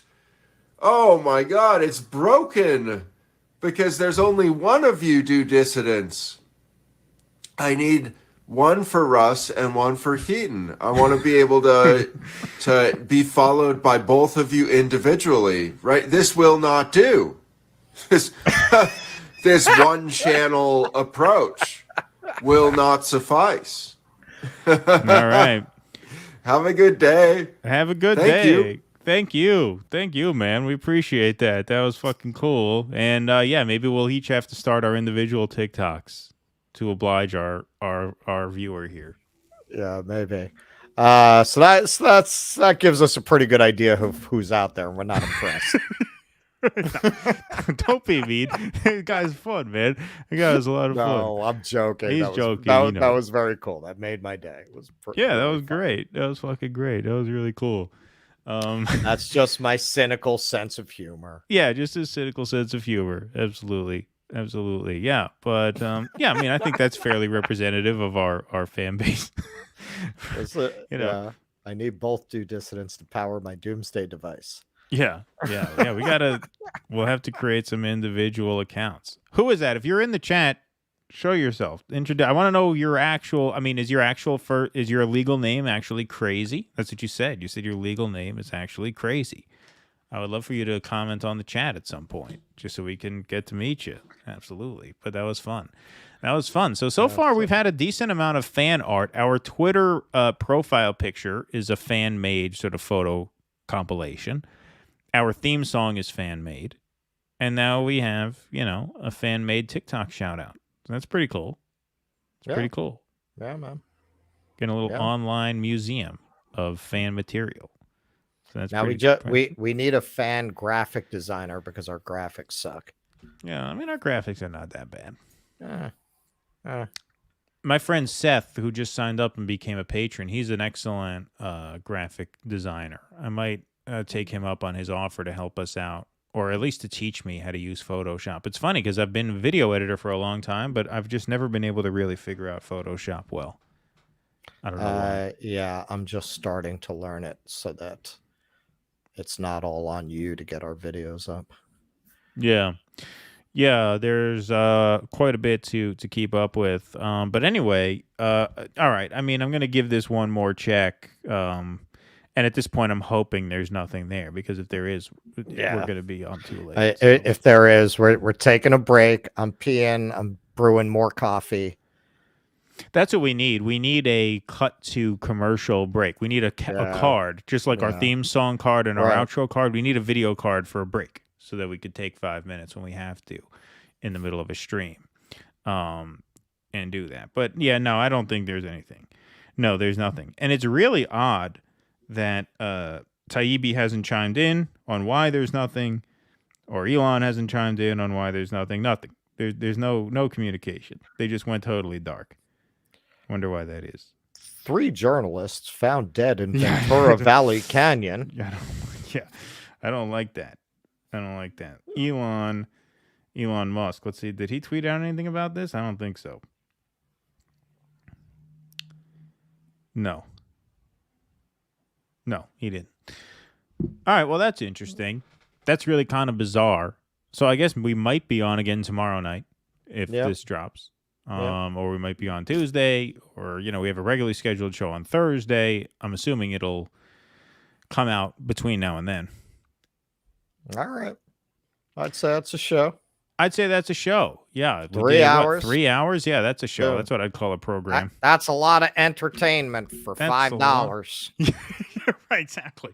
Not a bad show for $5. What do you guys think? Tip jar is open. Who wants to get a last super chat question in there? or just a regular question in there. While I'm doing that, I just want to plug once again patreon.com/do dissidents. I'm going to put that link in the chat. Thank you to Donald for signing up while we were on here. That was awesome of you. Thank you so much. And I'm going to put that in there, and dodissidents.substack.com. Sign up at Substack. We had some people sign up at Substack recently. If you can become a paid member there, that's great. If you can't, sign up for free anyway. It gets you all of our content when we put it out. And if you do sign up as a paid member on Substack and you want to be listed in our scroll, just put in the comment section when you sign up, put your name so that I could put your name in the scroll. Because Substack, we just get the emails, and I can't put your email address in the scroll. So, Venus is a $5 member on Substack. Well, excellent, Venus. I will add you to the scroll then right now. I'll make sure that I do that. Thank you for letting me know. Here we go, Donald EP. Man, you're right now, Venus. There you go. Here, in fact, I'll give you your debut. You'll see your name up in lights right now as we bring the show to a close. So, man, this really was a long one, right? I mean, think about it. We were talking about Kirsten Sinema at the beginning of this. Wow. Who's she? I don't even remember who that is. Who is she? Yeah. Well, the thing is, we were kind of stalling for time at the beginning because we wanted to give Barry Weiss time to drop it, so that, because the way we like to do it, some people actually live stream the drops of these Twitter files. Right. And we don't like to do that because when you do that, you have to wait 5 minutes between tweets. So you end up with this massive 2-hour video that if people want to watch it the next day, they have to wait 5 minutes between revelations. And who wants to do that? We figure wait for it to end so we can do a concise, piece on it. And so we thought we were giving Barry Weiss time. We were buying time for her, but she never showed up. Thank you to Robert Penner for the $5. Really appreciate that.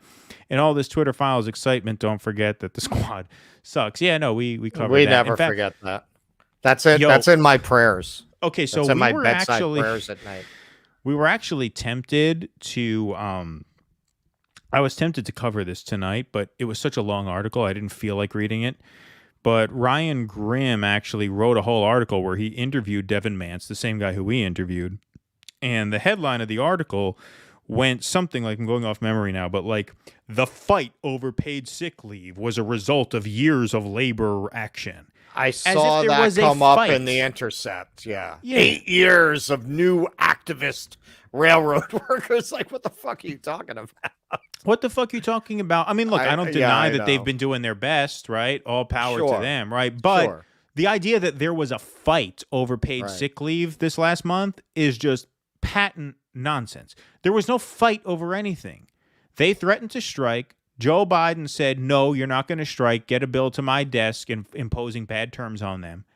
And that bill got to his desk quickly and easily with practically no fight. To say there was a battle, there was a showdown, is propaganda. There was no such thing. Right. As soon as Joe Biden said, get me a bill, the fight was over. The fight was over before it started. I mean, the guys at that rally the other night, they were pretty hardcore serious. Let's leave the Democratic Party. Let's wildcat strike. But that doesn't represent the union as a whole, clearly, because here we are, a week after that bill passed, and we're not seeing any action. Right. Doesn't look like they're going to do it. Tusker, thank you for the $5. That Jay Bhattacharya guy has a thread about Twitter. He got to loon at his banned status. Where does he have a thread about it? On Twitter? I guess he was just basically probably reinstated. So now he published something about that. That's interesting. All right. You know what I love about our audience? As soon as I said on air, it looks like they restored my Twitter account. Like all of our people had been kicked off Twitter and started checking. Like our whole audience got banned from Twitter. Right. That's if people ask us who's your audience? People who have been banned from Twitter mostly. Right. Yeah, exactly. Right. Holly says, listening to Ryan, I realized it was the same Devin. Yeah, well, Devin apparently does a lot of the press. What we did was the night before we knew the vote was going to happen, I reached out on Facebook to BMWED. I just said, hey, we have an urgent interview request. Like, we're going live tomorrow. We would love it if somebody could join us tomorrow. Send us whoever you want. And they sent us Devin, because I guess Devin does a lot of the interviews. He went on NBC. He went on with us. He went on Chapo Trap House after us, which Ryan Grimm cited in his debate with Shama Suwant on the Bad Faith podcast. And then I guess he interviewed him. I didn't have time to read the article. I will read the article, and maybe we'll cover it on Thursday. But we should get. I made some labor contacts at that rally. There we go. Would be good. Beautiful. So we'll do that. We'll try and get them on, and we'll try and talk about, maybe we'll bring up the Ryan Grimm piece, or we'll bring some excerpts from it, because what Grimm, and we talked about this last time, but he seemed to be hiding behind the fact that Devin was very diplomatic towards Jamal Bowman and the squad. He seemed to be hiding behind that, using that as justification for us to give the squad a pass for voting to break up a strike. And we said, it was obvious to me while we were interviewing Devin that he was being diplomatic. And I didn't hold that against him. Look, he's got a job he's got to keep, right? I mean, when I moved to North Dakota and spend 14 hours a day working the railroad to put food on the table for my family, then I'll give him shit about being diplomatic, right? Like, I'm not in his shoes. He's got to do what he's got to do. That's fine. But I knew, as someone who's been interviewing people for 3 years, that this guy was obviously not saying everything that was on his mind, because he needed to keep the shit the shoe level. I could tell. So if I could tell that, why couldn't Ryan Grimm tell that? Well, it's like, it's like taking a confession under torture seriously. But look, he confessed. Right. He confessed. Yeah. So clearly, we should take that to the bank, what he said while he's still working for the railroad. Right. Exactly. It just listen. That interview was a lot tamer, because we were being considerate on those guys than we would have made it. We knew there were certain things we didn't want to make them have to answer for. Well, it was interesting because we interviewed them right after we did our live stream. And we did our live stream earlier, about an hour before those guys came on, and we said what we wanted to say. And then when we interviewed them, we said what we felt we could say without getting them in trouble. Right. And, we felt a real responsibility not to get them in trouble, because that's, that's their livelihood, right? I mean, you can't fuck with people like that. Exactly. All righty. I think that's everything, is it not? That's it. All righty, everybody. Well, thank you so much. We had a great crowd in here. Thanks for sticking with us for 3+ hours. This was an epic one. This was one for the books. And we didn't even do everything we wanted to. We were planning on going more time, but Barry Weiss did not show up. So we'll see what's going on with that. Perhaps we'll see you guys tomorrow or Tuesday, whenever she ends up dropping that. Watch for my J-Law video. Yes, at this point, Russell, that's probably going to be tomorrow. Yeah. It's almost I figured. There's no reason to even drop it now. Maniac. Now I'm going to stop this and start editing the other one. Yeah. It's like a Howard Hughes. In case there are people in Malaysia who really want to see it. Yeah, right, exactly. So watch out for that tomorrow. That'll be up. It's on TikTok now, actually, and it's doing pretty well. So sign up for our TikTok and take a look at that. And follow that guy. Follow, what's his name? Find him on TikTok. Go back and watch the video. Rewind and you can find him. Yeah. Let's get him some fans. He deserves them. All right, everybody. Thank you very much for watching. Thanks to our patrons, our paid Substack subscribers, our free Substack subscribers. Thanks to everybody for a lively chat. As always, we will probably see you between now and Thursday. I assume that Barry Weiss thing is going to drop sometime in the next couple of days. If it doesn't, we'll see you Thursday. And between now and then, be safe, be well. Thanks again. Thank you. Please clap.